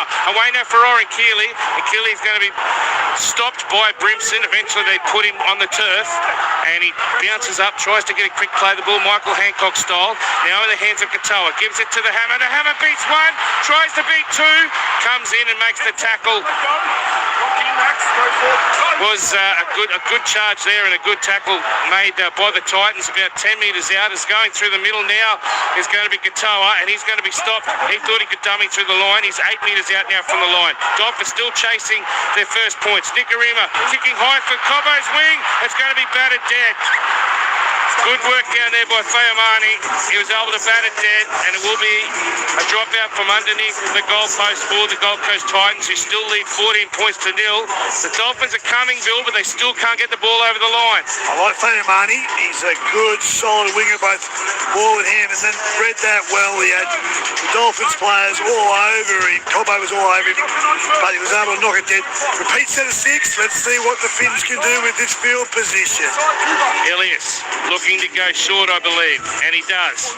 So over the 10, heading towards the 20. Sami bats it. Did he have 2 hands up? Into the hands there of Fini Fuiaki. Goes in to score. Philip Sami has presented Fini Fuiaki with a pathway to the try line. He goes over for the Dolphins. They get their first 4-pointer of the afternoon. It's 14 points to 4 with 27 minutes to go in this match. Kick to come for the men from the Peninsula. They desperately needed that, Billy Moore. They needed that. This content needed that. The crowd needed that. It's game on now, Zano. They rolled the dice. The Titans, they went the short dropout. Trav Main, that was a really good dropout for mine. It was a contest. Unfortunately for the Titans, the ball was knocked back straight in the hands of the big right edge back lower, Fini Fuiaki. He's been good. Him and Lemuelu are both strong on the edges. They just haven't got the ball at the right time so far in this game, but he was unstoppable. that bit of luck is maybe all that the Finns need now to ignite their attacking machine. It's been spluttering, it's been stumbling. Let's see if it now gets into the groove. I think Phil Sami did everything right there. He got up, he batted the ball back. The Titans just weren't set up properly. Now, they're up 14 now. You go the long drop out there, Bill. What do you think? I think that's a bit of a shortcut there. I'd like to see him just go long and back their defence in to get the ball back. I don't like the short drop out, especially when you're in front. Yeah. 5 from 6 last week for Jermaine Osako. He's going to take this conversion attempt 8 metres in from the western edge, about 28 metres out, comes in and strikes it. It's heading towards the post, it's over the black dot, the flags go up. Osako's got 1 from 1. We've got a ball game. Well, this is where you've got to take into consideration, we touched on it, Zano, the worst attacking defensive machine last year. Got pumped round 1, the Titans. This next 15 minutes to me will show if we've seen a bit of a cultural shift. I'm drawing a long bow, I know, it's early in the year. Let's see how the Titans handle this now up against the side that will throw the ball around. Around the grounds in the AFL, Gold Coast Suns leading 84-22 over West Coast at half-time. In the A-League, Melbourne Victory 2 lead Macarthur 0. That's in the first half. Earlier this afternoon was the Knights 36 defeating Manly 16. On the text line 0467 920 222. Evening legends, here comes the Dolphins, says Grimesy. And Alfie from Inverell, don't know whether he's a friend of yours, Trav, but he says even Trav could line up for the Dolphins today the way they're playing. Well, they've got to try now, Alfie. Let's see how they can continue on from here. It's 14-6, 25 minutes to go on NRL Sunday on ABC Sports. Zane Bojack, Travis Main, and alongside the great Billy Moore. Wonderful to be up here in the box working alongside the former Maroons and Australian footballing legend, as Ray Stone has a charge and is pulled down 8 short of halfway in the centre of the field. Schneider, who's had an interesting day, dummy half, he gets his pass away. It's turned inside from Nicarima for the charge of Lemuelu, who gets a quick play of the ball away now for Keeley. Keeley's going to get up towards the 30-metre line. He's made 15 metres on that charge. And on the last, the Dolphins will get in an attacking kick. Out towards the western edge. It's a kick by Katoa, who kicks centre field. In front of the black dot, Kinney goes up. It's taken by the hammer dummies, and the hammer's going to be tackled. Right in front of the uprights, 8 metres out. He thought he might have been able to go himself. I think if he throws left field, they score the try, the Dolphins. I couldn't agree with you more, Zano. He saw there was 3 support players. He just thought he couldn't get the ball there. Took it into his own hands. Nearly got there. Great jump by the hammer. Run from Max Fearguy. He got hammered, and now Fayamani, he's getting hammered as well. They still haven't got out of their 10, the Gold Coast Titans. Is this where the pressure comes from the Dolphins? Jojo Fafita now. He's 15 metres out from his own line. They're really manning up indeed, the Dolphins. Out onto the edge. Comes out, and an opportunity out on that side. It's going to be Artema Ho who plays it.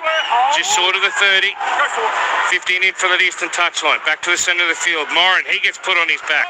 They've gone nowhere, the Titans, in 5 tackles. It's the last. Back to Ilias. Ilias is going to kick downfield. It's a long kick taken by the hammer. Just short of the 10-metre line. Up over the 20. Heading towards the 30. And he's going to be tackled about 28 metres out from his own line, Bill. 23 minutes to go, leading 14 points to 6, the Gold Coast Titans. You know their play's going to be when it comes to the Finns. If nothing else is working, they're going to try and pepper Kinney and get someone like the hammer jumping against him, because he's a little guy against some big tall timber. Second handle in the set for the hammer, just sort of the halfway plays it. Oren Keeley has been very good since he's been out there, and now he's getting pushed back by 3 Titans in the tackle. Good work there by AJ Brimson, and also there to make it was both for more. Try scorer Fini Fuiaki, he's up over the 40. Last tackle for the Dolphins, looking for try number 2, trailing by 8. Pass to Katoa, out towards the eastern side. He's kicking towards that edge. Fayamani's out there, but Kinney takes it.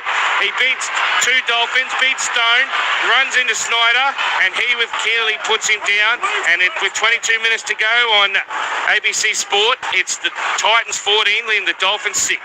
You can just see the game switch now, Zano. It's the Titans having to come out from their own end, and the Dolphins now, they've amped up their defence.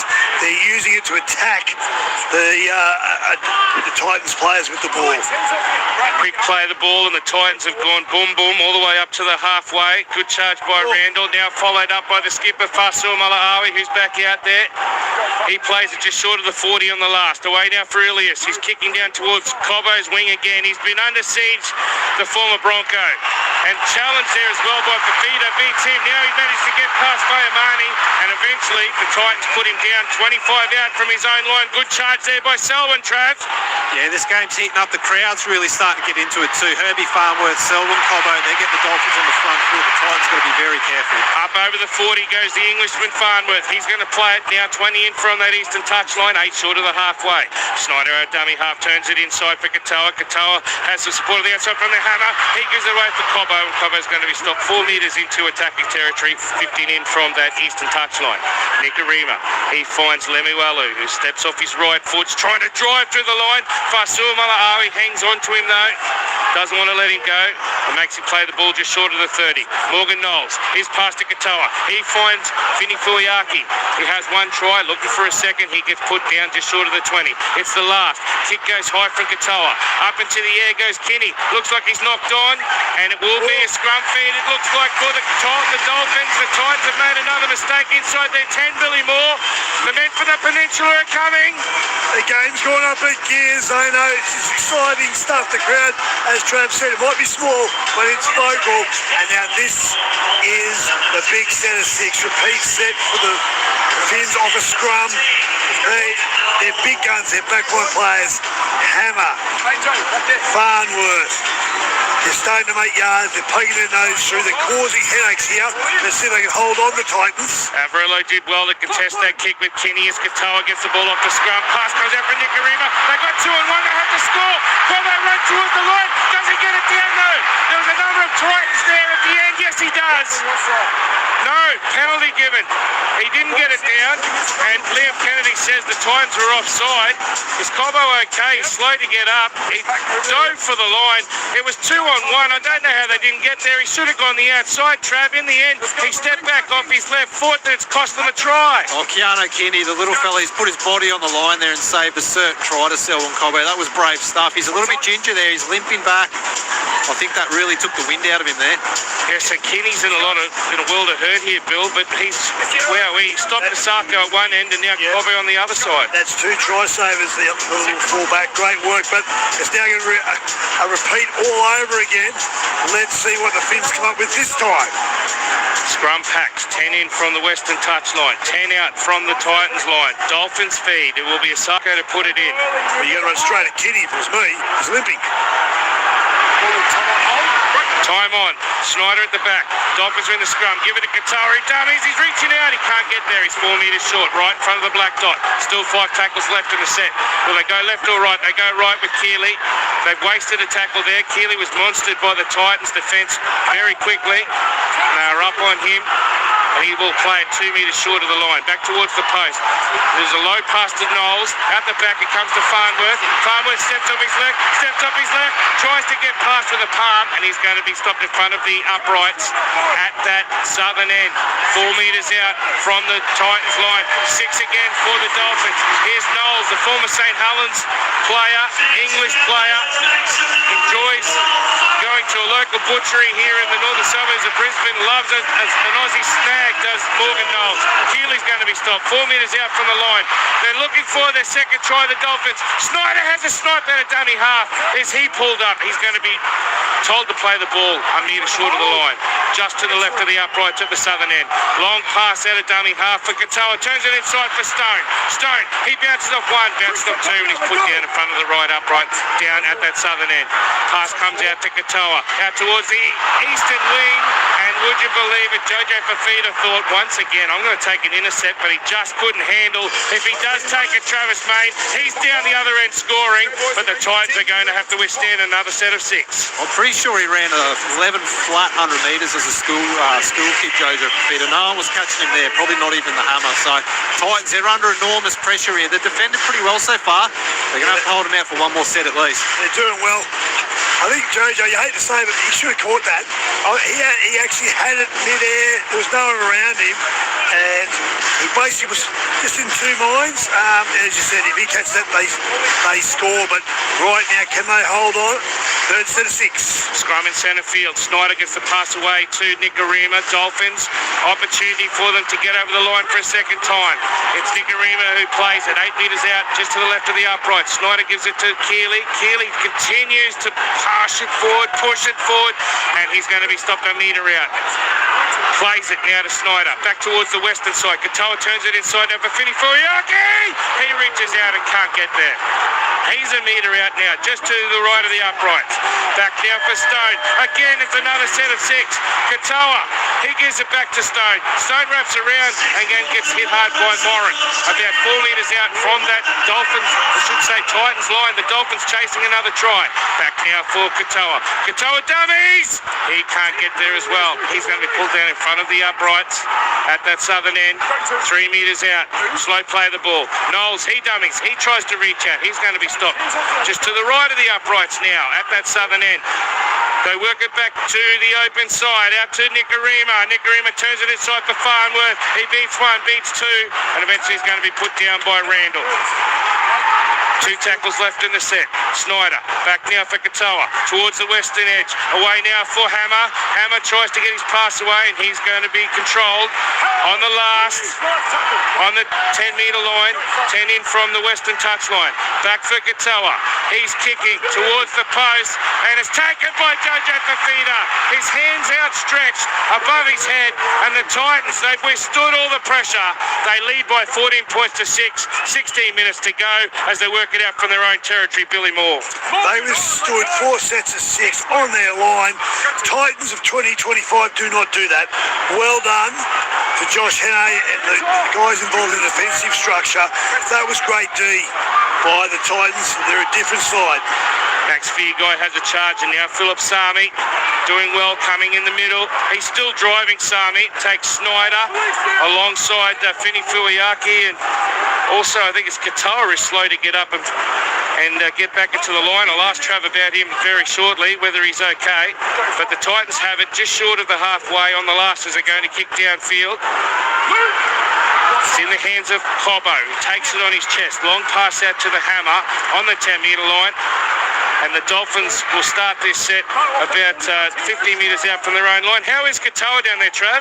Yeah, look, he was grabbing his face, so I think he's all right. But both coaches going to their benches here. Tino and Mo back on for the Titans, along with the debutant in Luke Summerton, the old Penrith hooker. And Christian Wolf, he's gone to Max Plath and Tom Gilbert now to finish this game. Plath out there with his knee strapped. He's going to play in the middle. Snyder staying at hooker. Pass comes now for Gilbert. Gilbert's going to be stopped 15 short of halfway. I would have thought it'd been a perfect chance for Trey Fuller. Well, with this interchange bench, it's interesting to see what options they have. As Nicarima dummies goes in inside to Farnworth, who gets tackled. Great. That was great work there on the edge by Adama Ho to stop him 40 metres out from the Titans line. That was a try saver in a lot of ways. As Kinney takes the kick and then gets hammered, Max Platt comes in and says, I'm back on the field and I'm going to make you feel that, Keanu. And the Titans with Faumani, they're going to charge through the middle, leading 14-6, 14 minutes left in the contest, Billy Moore. You're right. Ho dropped the English centre Farnworth. Farnworth thought he was away, but he killed that play straight away, and that's, I reckon, as you said, a try saver. The way he was heading there, Farnworth, he got a full set of steam. As now, Mo Fodawaker, he makes 12 metres in his charge as well. Queensland State of Origin forward, followed by another one, and Tino Fasuamala-Awi. He can only make 6 metres. He's pulled down just short of the halfway. On the last now, the Titans. Ilias is going to kick to Osako this time. Over the western edge, front of the 10-metre line. He goes back towards the middle, long pass to the Hammer. The Hammer trying to find some tired players, and he does find some. He gets past Ho. He gets past Ilias. He's over the halfway, the Hammer. Keanu Kinney comes at him. He's got Farnworth on the inside. He tries to beat Kinney, and Kinney does the job. Brings him down 6 metres out from the Titans line, but they've got numbers on the right if they want to use on the Dolphins. Long pass to Nicarima. Nicarima runs to the line. He throws a long pass. It's taken now by Katoa. They've got 3-on-1. They have to score, and Averillo goes in. The Dolphins with their second try, all off the back of a hammer break over on the eastern edge. As Liam Kennedy points to the spot, Jake Averillo has put the Dolphins 4 points behind with a kick to come. 12 minutes to go. It's 14 points to 10. Billy Moore, it's heating up here at the Cauldron. It's bubbling away now, Zano. Can't wait for this next 12 minutes. Don't go anywhere. This game's got so much more to happen. That's what we've been waiting for about 60 minutes, Trav. We've been waiting for the hammer, Farnworth, Averillo, someone to rip this Titans defence apart. And to their credit, it hasn't happened, but eventually the hammer found the fatigued player he wanted, and he was electric. He nearly went the whole way himself. Great work by Kitty again. Another try saver, but they knew they had the numbers on their right-hand side, the Finns, and they got the ball all the way across. Probably made it a little bit more difficult than you thought, but in the end, the two halves got involved in it, and they basically knew exactly where the ball goes, all the way across the park. Finished off well by Averillo. Great work by the Finns. Game on! We've been waiting all night for the hammer to do something. It was a big pass by Sarko there, back to the hammer in the middle. He must have run 80 odd metres there. So this crowd, they're right behind the Finns now. They're coming home with a wet sail. Titans need to get back into the contest. Osako has 1 from 1. He's not far away from where he kicked the previous one, Trav. So I think he was a metre in from the sideline on the previous one, and this time around, he's only probably 30 centimetres. Not far away from Travis Main. He's 28 metres out from the goal line. Trying to make it a 2-point ball game.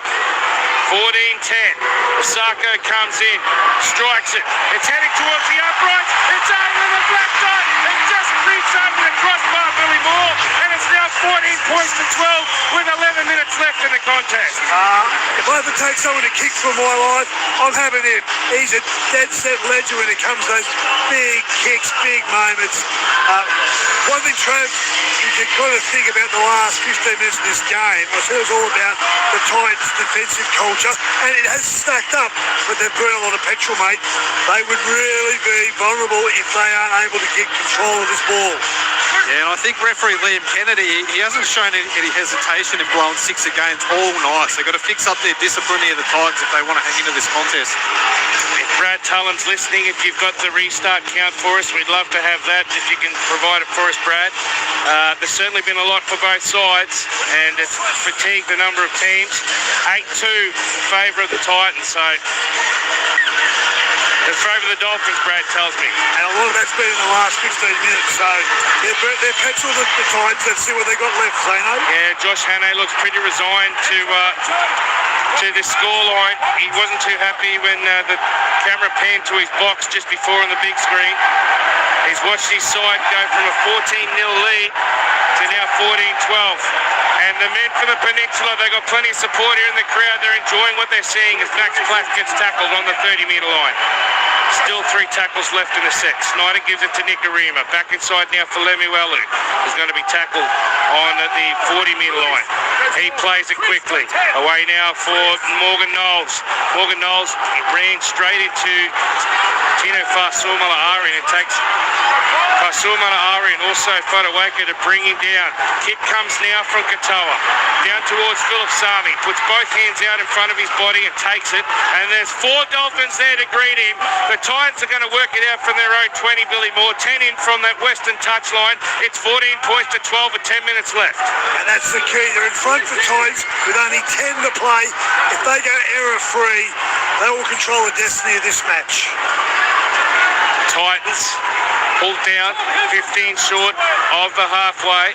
It's Fayamani that gets up and plays it away now for more. The sting that the Titans had in each run, it's just a bit absent at the moment. The Dolphins are hitting hard as Tino tries to run at his Origin teammate in Gilbert, and Gilbert puts him down on the halfway.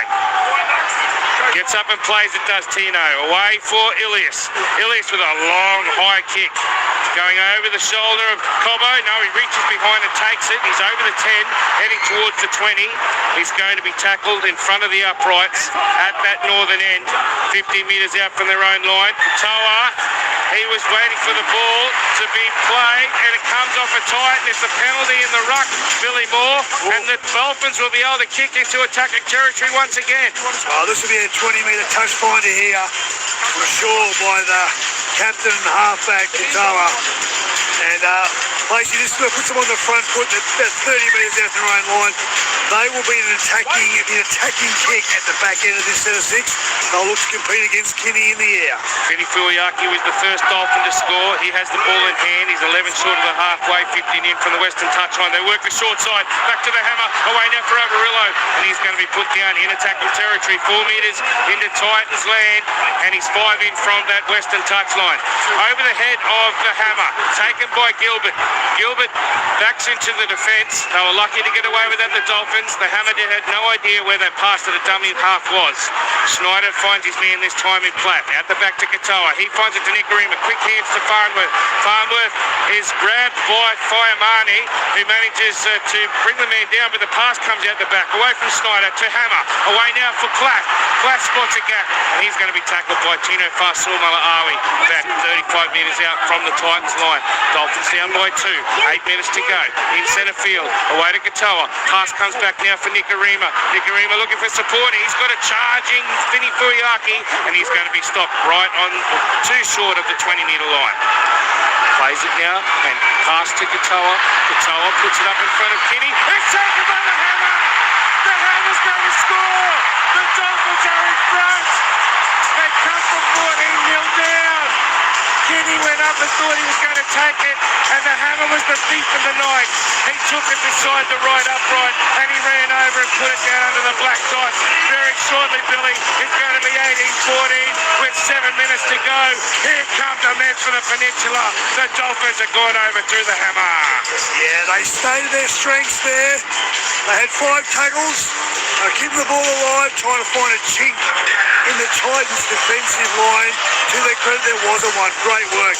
And as I said, their fullback play was going to be tackle 5, and they were going to contest the ball in the air against a smaller Kinney, the custodian for the Titans. And it was that man, Hammer. He was always going to be the... He was going to always be the protagonist that was going to be the completer for the ball. Just out-jumped the smaller Kinney. Great hands by the Hammer. He's electric. Everyone loves to watch him play. Great work by the Finns. Disappointing for the Titans. They've done everything right. But just right now, their petrol tank's empty.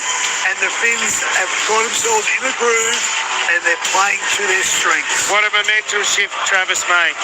Yeah, well, I thought Keanu Kinney was the best player on the field for the first 70 minutes, but Hammer so tabu off today. He's really stood up this last 5 minutes.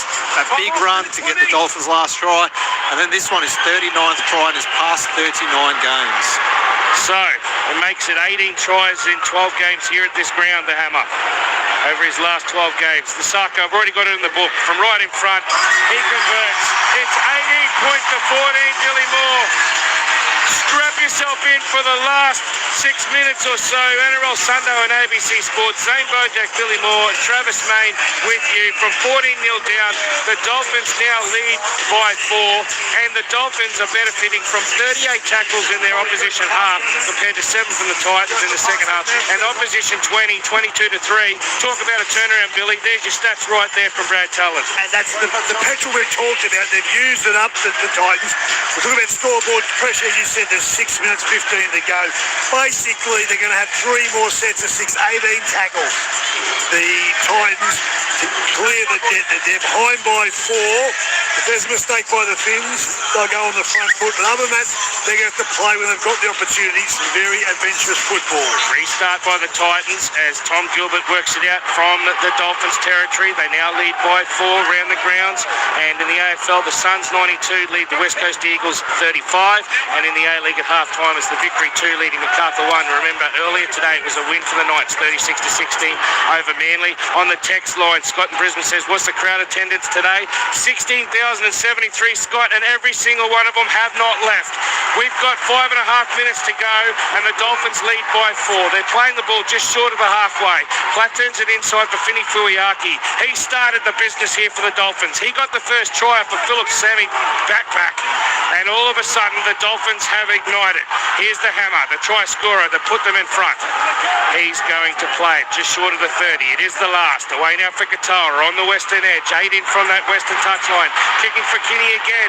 Nicarima comes up and challenges Kinney, but Kinney this time takes it, and the Titans are going to have to work it out from their own territory. He plays it 15 in from the western touchline, but they're only 4 metres out from their own line. Asami loses ground. Billy Moore. Well, only 2 out of their own line now.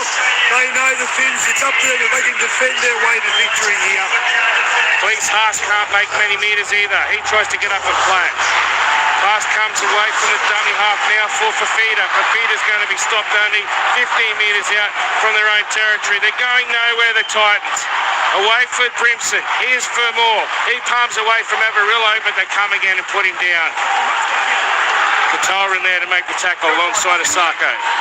Brimson, dummy half, gives it to Verrills. Verrills finds a kick from Chris Randall. I don't know whether he's done too much kicking in his lifetime, but he kicks it to Cobo, who's already up to the halfway. He does get met by some strong defence. Mo Fodawaker there pushes him back, and he's lost it, Cobo, and the Titans have got it off the back. Fodawaker plays it just short of the 30. Although did he knock on there? No, the real play on. It's another 6 tackles. That tackle could win the Titans the match. They got the ball, Zano. 30 out. It's a momentum changer, no doubt about it. From Fodawaker comes now for Tino Fasua-Malaawi. Titans down by 14. 4 minutes to go. He'll play it. 25 metres out from the line. Back in midfield. Here's Fodawaker again. His second handle of this set.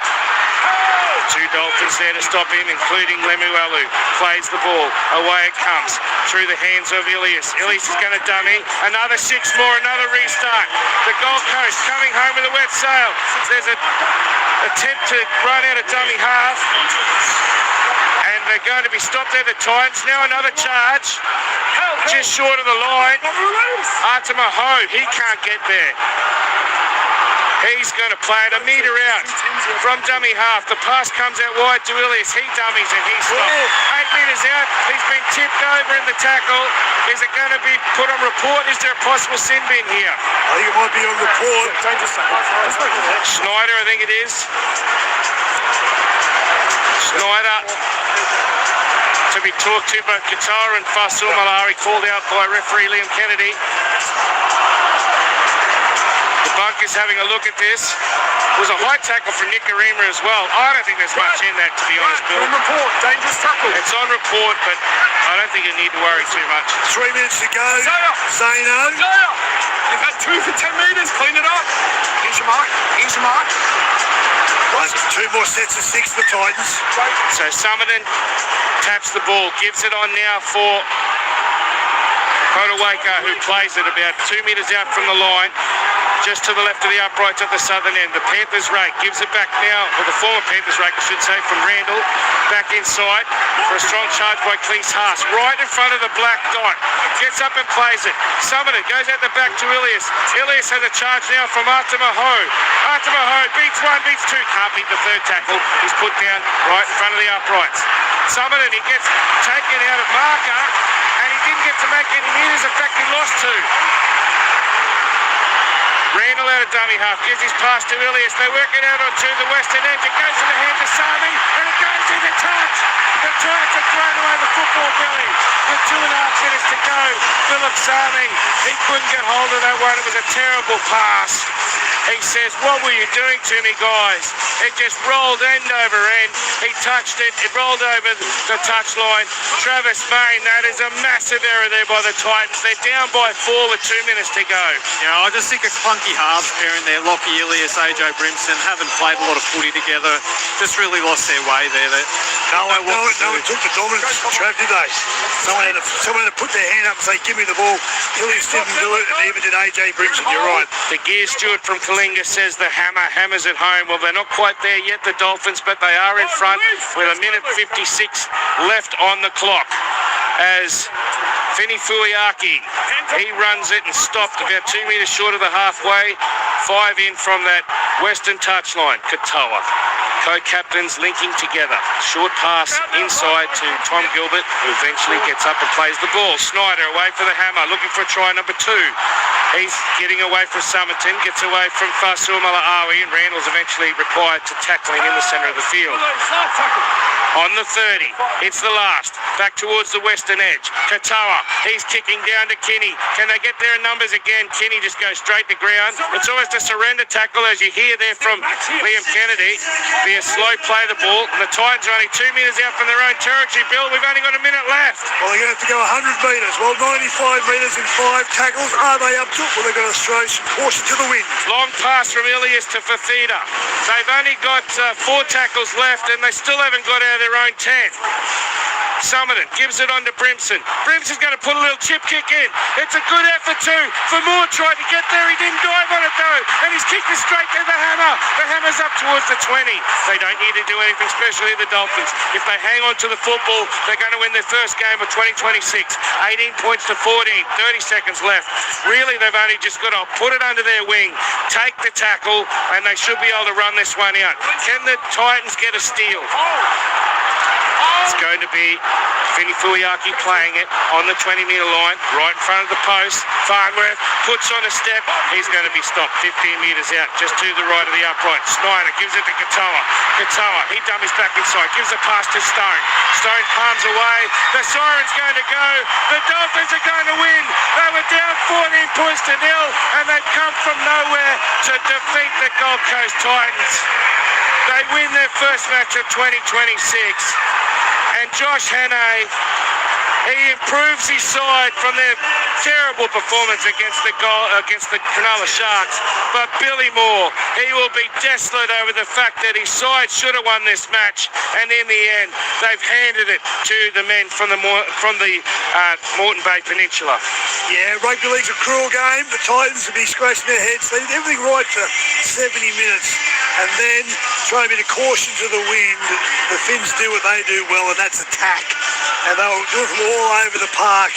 The hammer, Farnworth, they really started to put holes in the line. The edge back rowers are making yardage. The Titans just kept defending, and I thought that patch between about minute 50 to 70 is when they burnt so much petrol. A lot of repeat sets. It was 8-2 in the favour of the Finns there. They just kept it 6 again, and they burnt out of petrol, the Titans. And then when the boys from the Finns got into the groove, scored some points, they just didn't have the attacking class. The halves combination clunky, wasn't able to control the destiny of the team in scoring some points. So well done, the Finns. Disappointing for the Titans. And Travis Main's down there with the man of the moment. Had the hammer, Trav. Yeah, I got Hammer, so tab you by Fido here. Hammer, a little bit of slow first half, but you really got going there in the second half. Talk us through the game. Yeah, well, obviously, just a bit slow in the first half there, but once we got into gear and knew what we had to do and the footy we want to play, we can come at it and score points and then defend like we did. Seemed like you took it personally there late the second half. The boys needed something and you really stood up.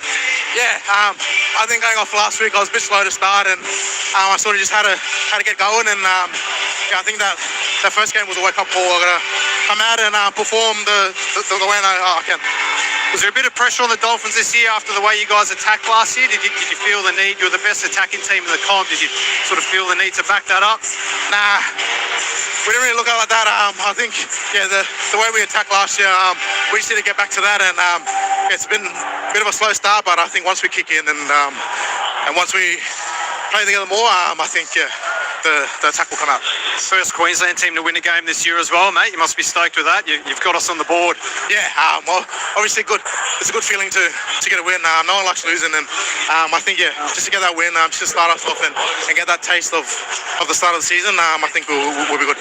Thanks, Hammer. Thank you. Travis Main there with the hammer, and we're just having a look at some of the stats, Billy Moore, and the hammer ran for 294 metres. That's extraordinary. Some of the other efforts, Cobbo 199. Big backfield work, all back five, made some good yardage.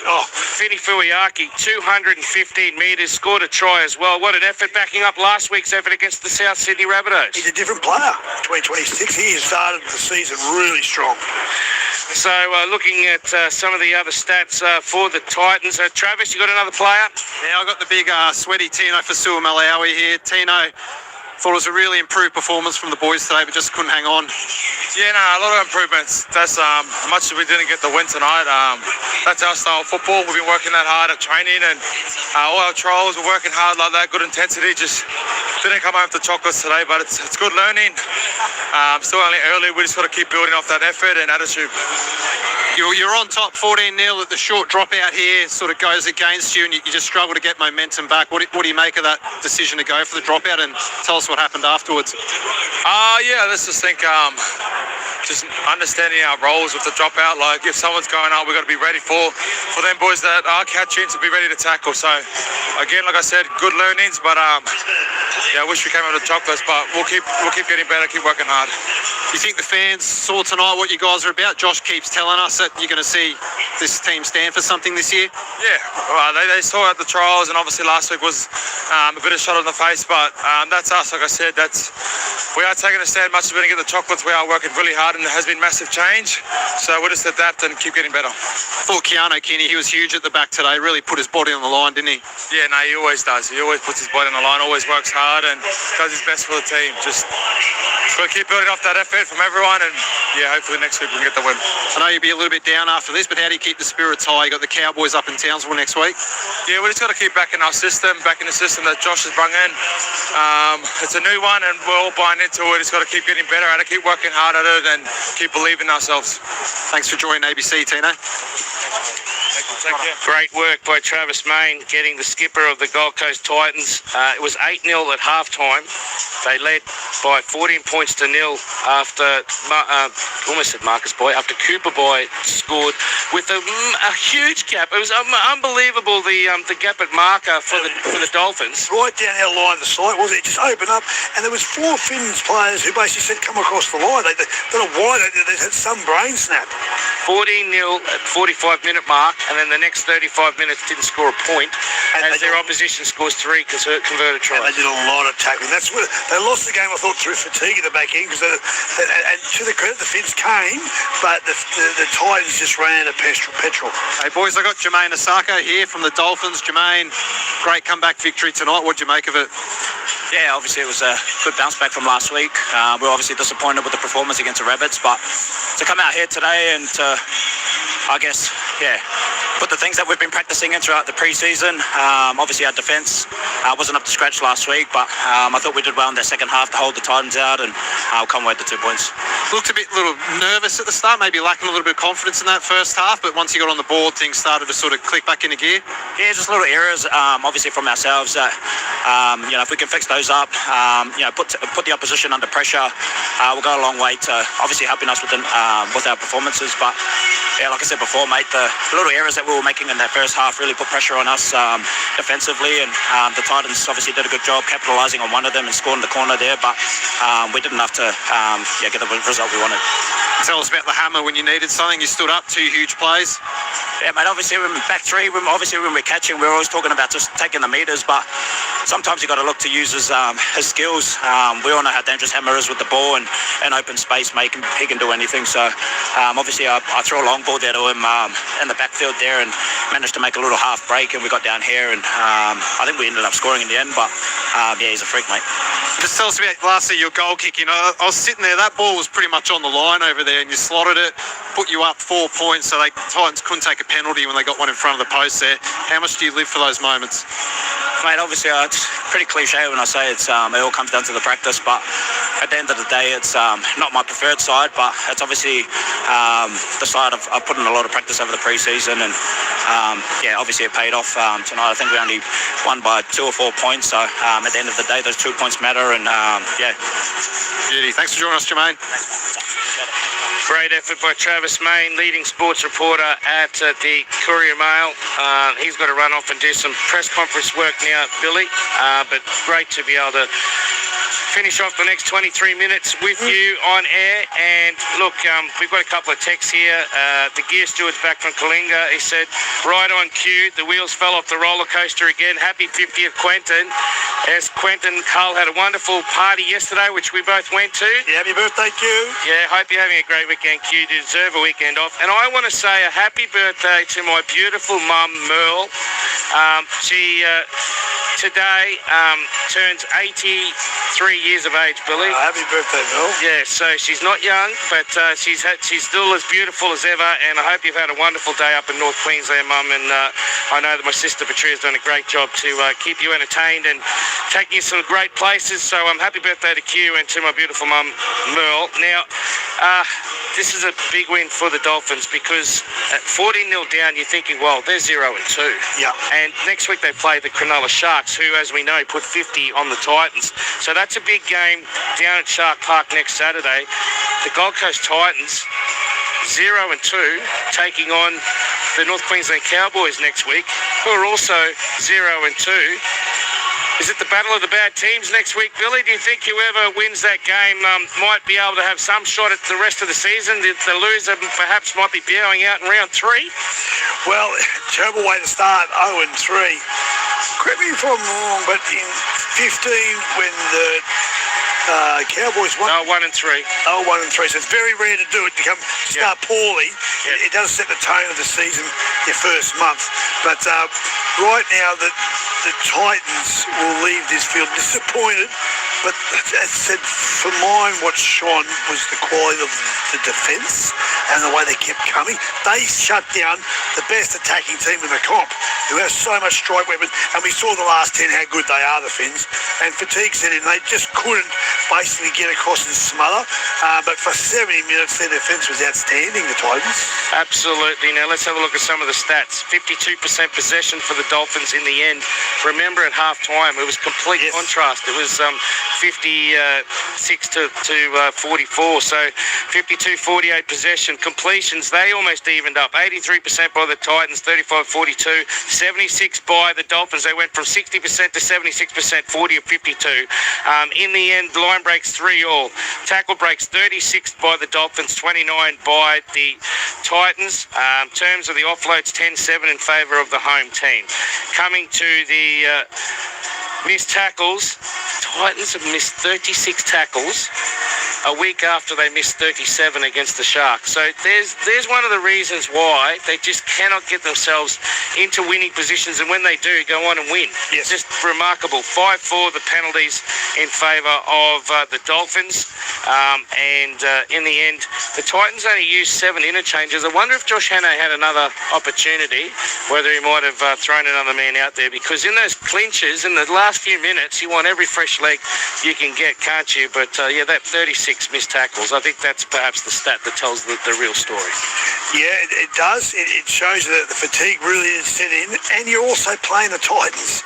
So you're playing the Dolphins from a Titans perspective. So what that means is you're fatiguing, and then you've got this side with so many great strike weapons. Farnworth, Sarko, Hammer leads from the 4, and they've got a great halfback in Katoa who's always going to put those players in the best position to actually make them look as good as they possibly can do. He gives them space, and when you give space to these guys, you're in a lot of trouble.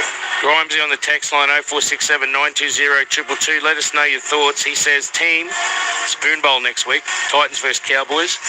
I tell you what, now, the Cowboys will deny it, but they had some preliminary talks with Josh Hannay last year, and Hannay was interested in the role. They decided to continue with Todd Payton. Payton now under immense pressure. We're going to talk about that very shortly, Billy, but certainly the Spoon Bowl, do you think the Titans are capable of winning the... Well, they didn't win it last year, did they? But do you think they're capable of doing it again? Of beating the Cowboys? Of winning the wooden spoon with a new coach. Is Josh Hannay going to be that inconsequential that they don't improve on their position from last year? What I saw there with the defence, the integrity, the way they held it together up until the last, say, 5 to 7 minutes, there's more to this team. I said it during the call. I can see more defensive integrity, the ability to defend a mistake, but especially the body language when they did something defensively and they had a quasi-win, the way they celebrated, that shows me that the culture, the way they're thinking down there is different to a side that was lost its way. To me, there was a coach was talking and no one was listening. That's not happening this time. The coach is talking and these guys are listening. They'll get better. Just not good enough to execute. Not as yet. And the key they've got to get better at, the fullback's a superstar. Yeah. The 9's solid. Yeah. The 7 and 6 have to get themselves sorted. Well, they got a fullback playing 6, Billy. And we saw a number of times, even Trev pointed out, when they're hammering the line, yes, they don't need a poor pass from AJ Brimson, which goes over the touchline, and Philip Sami says, well, what was going on? It didn't look natural. It looks clunky. You're right. So their 7 and 6 are basically the two that have to lift. And if they can't lift, change the people or change the people, they've got to get people who can. And I know Brimson is a bit of a prodigal son down there and he's signed a long-term deal. Everyone's trying to find out what his best position is. Do you know what it might be? Might be 14. Yep. Bring him on. Or left centre even. Yeah, or bring him on after 20 minutes and he doesn't come off. And he's a really random project here where I just think at the moment he's not going to get one because Kinney's there. And I just don't think he's a 6. So for me, I would be thinking about playing as a specialised 14. And I always say, there's actually, you think about the starting 13, well, position 14 is as important as any one of those starting 13. I wonder if by the end of the season, a player who didn't play today, Zane Harrison, is playing for Tweed in the Queensland Cup. I wonder if he perhaps will end up as the 7 with, of course, Jaden Campbell as 6. Yes. And maybe Brimson plays either, as you said, 14 or plays left centre. Yep. Because, I mean, Jojo Fafita's locked down one centre position, but, I mean, Max Feagai, he's tenuous in his position, isn't he? You could play Brimson there. Well, you have to say Feagai hasn't basically said, that's my posse. Jojo has. That's his. We're sort of like, you're staying there, son. And he's obviously has to and he wants you to stay there. So you're right, that other centre role is certainly not bedded down as yet. All right, so that was a win for the Dolphins by 18 points to 14. Earlier today, it was a win by the Knights, 36-16 over Manly. The points in that game were Phoenix Crosland with 3, Bradman Best with 2, and Trey Mooney with 1. Of course, the big news was Kalen Ponga with a hamstring injury, and of course Dylan Brown with an MCL. Phil, we still haven't got your 3, 2 and 1 points for this game here at Lang Park. This Queensland derby has gone the way of the Dolphins. I suggest maybe one of the Dolphins is a 3-pointer today. You're suggesting, and you are correct. I gave edge back rower Finifumi-Aki. I like what I've seen. I think he's a better player in 2026 than he was last year. And he went to another level. He went for about 220 metres. Started the swing of momentum by scoring a try. Fortuitous, yes, but Johnny on the spot. But he was in the right spot, right time. I gave 2 points to Kinney, the fullback for the Titans. If he's not there, they don't put themselves in the position that they had where they were dominating the game. He was the best player in the park. Travis said that he's for the first 70 minutes, he was the best player in the park. The player that came over the top of him, and if this guy doesn't play, the Finns don't win, and obviously that's the Hammer. The Hammer got my 3. He was outstanding, just under 300 metres run, a try. He turned the game around. Without him, they don't win. Just going back to Kinney, one thing I neglected for such a small bloke, he did 3 try saves. He did. Stopped Asako, stopped Cobbo. Yep. And then, who was it that he stopped near the post as well? He put his body on the line. It might have even been Lemiwalu, I think it was. Yeah, so look, those 3 were worthy recipients of the points, but I have to say, Kinney, he's gone to strength. Last year in the Pacific Championship, you went, wow, this guy is really, really good. But how much do you love watching the Hammer? He's the turnstile turner, I call it. Like Reece Walsh does it. There's other players that do it, but he's up there with the upper echelon where you want him to get the ball and you want him to see space because he does things no one else can do. It's going to be interesting to see who he plays for at the end of the year. There's talk that he's playing for Samoa in the World Cup. I reckon he will do. So that could be a big loss for the Kangaroos if the Hammer isn't wearing green and gold. But, of course, Callum Pong has made himself available for New Zealand. Who knows if he's going to be able to play much footy this year. He seems to always be injury prone, and once again today got injured at Brookvale. Is that part of a big win for the Knights? Great win by the Knights. They're 2-0. Well done. It's always exciting when the Knights are going well because it's a rugby league city. It's like the Townsville, you know, North Queensland. They love their footy so much up there. And but yeah, you're right. He hurt his hamstring scoring the try. So hopefully it's only minor. And then for Newcastle, what a disaster. Dylan Brown, the other player. MCL. $13 million player. And you went, and I was one of them, said he's not worth $13 million. But then I saw him in the Pacific Championships. Wow. First couple of weeks, he's been good. He's been good. I didn't realise he was as good as what he was, because to me he was always behind Mitchell Moses. Yeah, I don't know. But when he played for New Zealand, he was the best player by a mile. And obviously his combination with Ponga and Sharps there as well, they look like, again, they've had a change of coach, and it seems to have already changed a few things in the culture and the way they hold themselves and carry themselves on the footy field. The Knights, well done. All right, we'll run through the weekend. It was a win for the Eels, 40-32 over the Broncos. The Warriors 40 defeated the Raiders 6. They're 2-0, the Warriors. Amazing. Roosters 26 defeated the Rabbitohs 18. We're going to hear a special moment from that match very shortly. The Tigers 44 defeated the Cowboys 16. The Storm 46 defeated the Dragons 20. The Panthers, they are ruthless in 2026, 26-6 over the Sharks. Earlier today, the Knights 36 defeated the Sea Eagles 16. The Knights are now 2-0.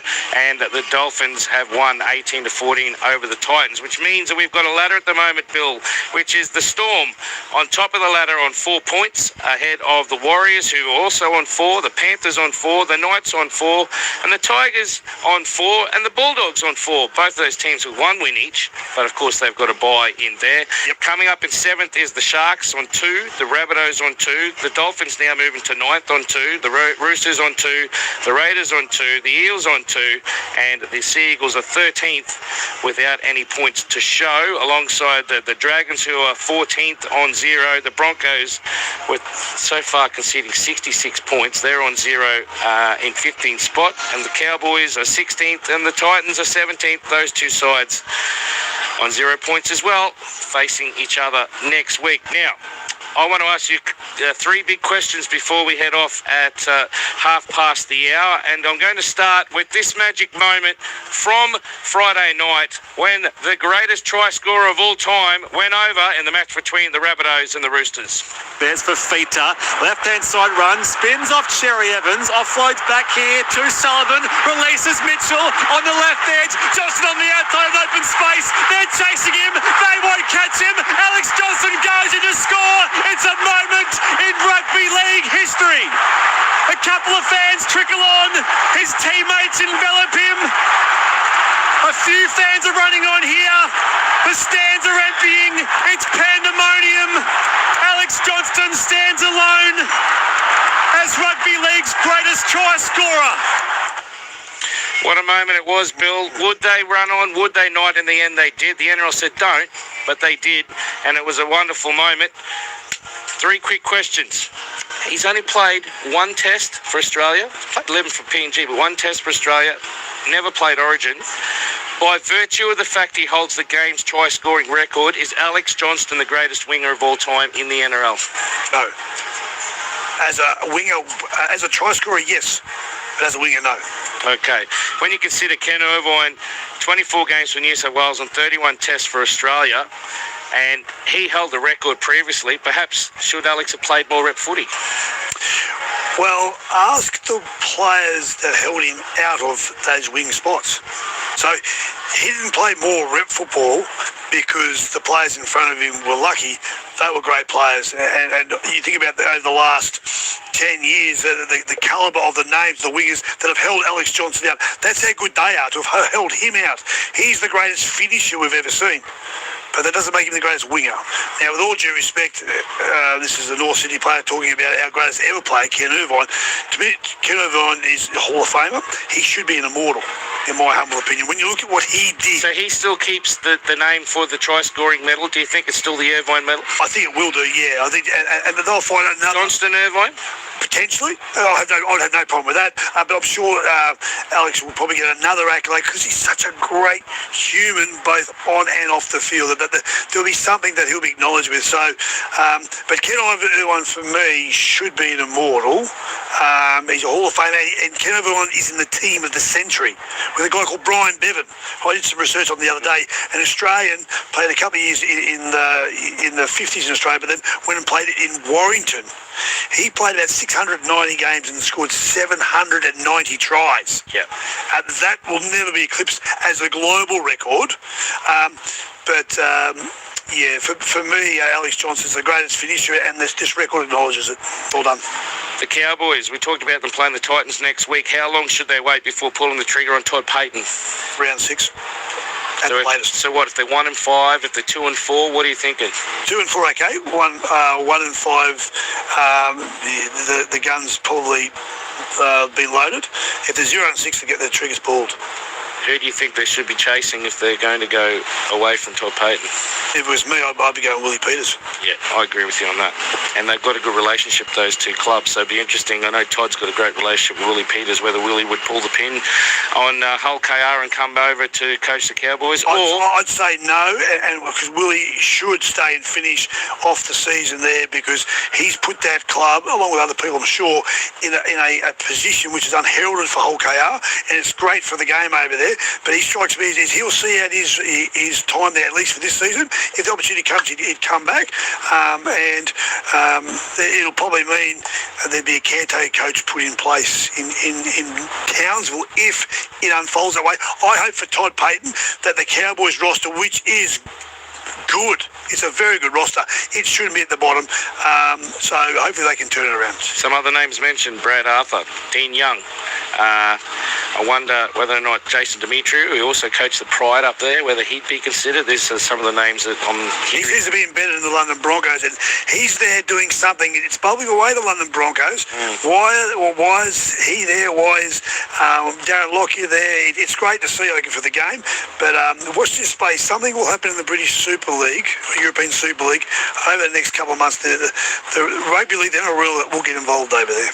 We've got a wrap up from Manly and Newcastle coming down the line very shortly, Bill. So just a quick question to you before we go to that. 5 tries now for Suafailongo in 2 big wins for the Storm. Is it already a case of Pappenhausen who? Yeah. Yeah, incredible. It's phenomenal. What's phenomenal is this is not the first time that the Storm have lost, or you almost say, an iconic type of individual, and then replaced them by someone you go, this is better than the last version. When you think about you lose Slater, goes to Pappenhausen, goes to Fa'alongo.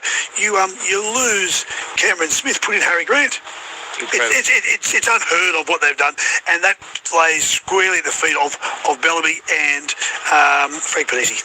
Well, there's a big win to Newcastle at Brookvale earlier this afternoon. Andrew Moore and John Gibbs have got all the news from Brookie. Yeah, Zano, terrific performance by Newcastle, but they paid a real price for their 20-point win. Kalen Ponga, a hamstring injury, left the field in the 28th minute, and Dylan Brown didn't come back for the second half, suffering a knee injury. They're telling us it's medial ligament, but he faces weeks on the sidelines. They're hoping Fletcher Sharp will be back next week against the Warriors in Newcastle, but we don't really know.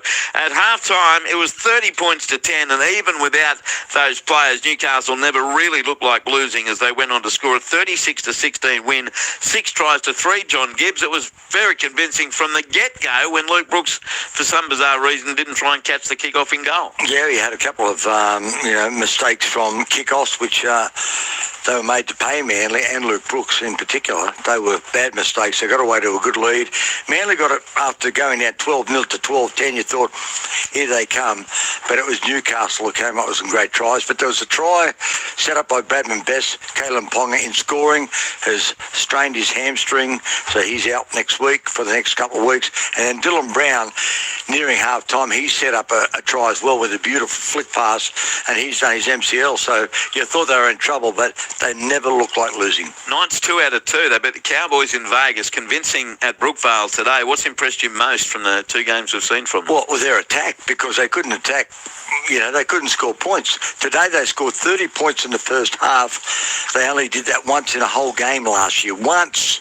And they're going back-to-back. They haven't gone back-to-back in a game since round 1, round 2 last year. So there's been a change in attitude, a change in effort, and to do it without key players is very impressive. Quick word on your old team, the Seagulls. They're 0-2, extra time loss to Canberra. Well beaten here today at Brookvale, and they've got the Roosters in their next game, which is round 4, also at Brookvale. Where are they at? They're not going well. I mean, they went close in their Golden Point loss to Canberra, but they just never... Their heads weren't in it today. Their attitude was very poor, and we saw that highlighted on a couple of occasions.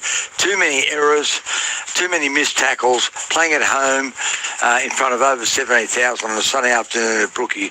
That just wasn't good enough, so there's going to have to be plenty of soul-searching. All right, thank you, John Gibbs. 36-16, Zono to Newcastle, and the ABC Player of the Year points from Luke Lewis. 3 to Newcastle hooker, who ended up playing halfback, Phoenix Crossland.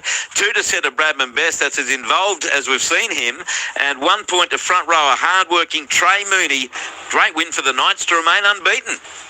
Yes, and they face the unbeaten Warriors next week too, Andrew. It's an incredible game. Great matches in round 3, Billy. Raiders and Bulldogs on Thursday. Cracker. You're right, it's a ripping round. Roosters versus Panthers starting our coverage on Friday night at 6 p.m. Storm versus Broncos to follow in Melbourne. Knights versus Warriors. Sharks versus Dolphins, and even Rabbitohs versus Tigers on the Saturday. And then on the Sunday, the Eels versus the Dragons. And that match which perhaps... early in the season could define their season. The Cowboys versus Titans to finish off round 3. We thought today was good, a comeback by the Dolphins winning 18-14, but wowee, the footy just continues on, and great matchups next week. It isn't a bad game amongst those. You're right. You got teams that go strong against strong.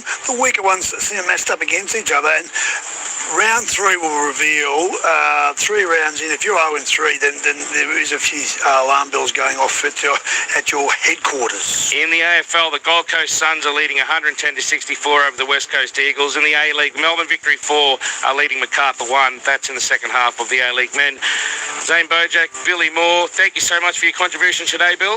That's great. Can't wait for the next instalment, my friend. Big thank you to Branko Kosic, to Travis Main on the sideline, and Renelle Moa, the best producer in the studio you can possibly have. Have a great night. This is NRL Round 2, all over on ABC Sport. There's lyrics in here that I don't want anybody to ever see. Creative Types is back for a new season with me, Virginia Trioli. A ridiculous amount of fun. Fantastic. Thursday nights at 8:30 p.m. on ABC TV and streaming on ABC iView.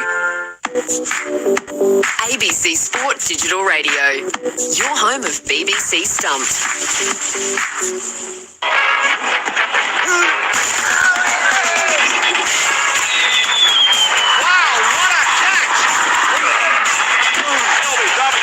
First ball. Tremendous catch, tumbling forward. From the BBC World Service, in association with ABC and Akashvani, this is Stumped. Hello and welcome to Stumped, your intercontinental hit of news, features and debate from the quirky world of cricket. I'm Alison Mitchell in London, back home after a weekend full of dogs at the world's biggest dog show, which is Crufts. So I've left my 4-legged furry friends behind. I'm very happy once again to be talking about cricket, but I did love the dogs, always do. I'm Clint Wilden for the ABC in Perth, filling in for Jim Maxwell. I loved watching the women's test between Australia and India here at the WACA ground that wrapped up the international summer just a few days ago. Gee, it was great to watch. Some terrific cricket. Annabelle Sutherland, this is no shock. She's going to be a superstar. And great to see Lucy Hamilton on debut. She's going to be a serious bowler. More women's test matches on the calendar, please. Hi, I'm Sunil Gupta for Akashvani in New Delhi. And Clint, I don't agree with you, but nevertheless, congratulations to Australia for that thumping win.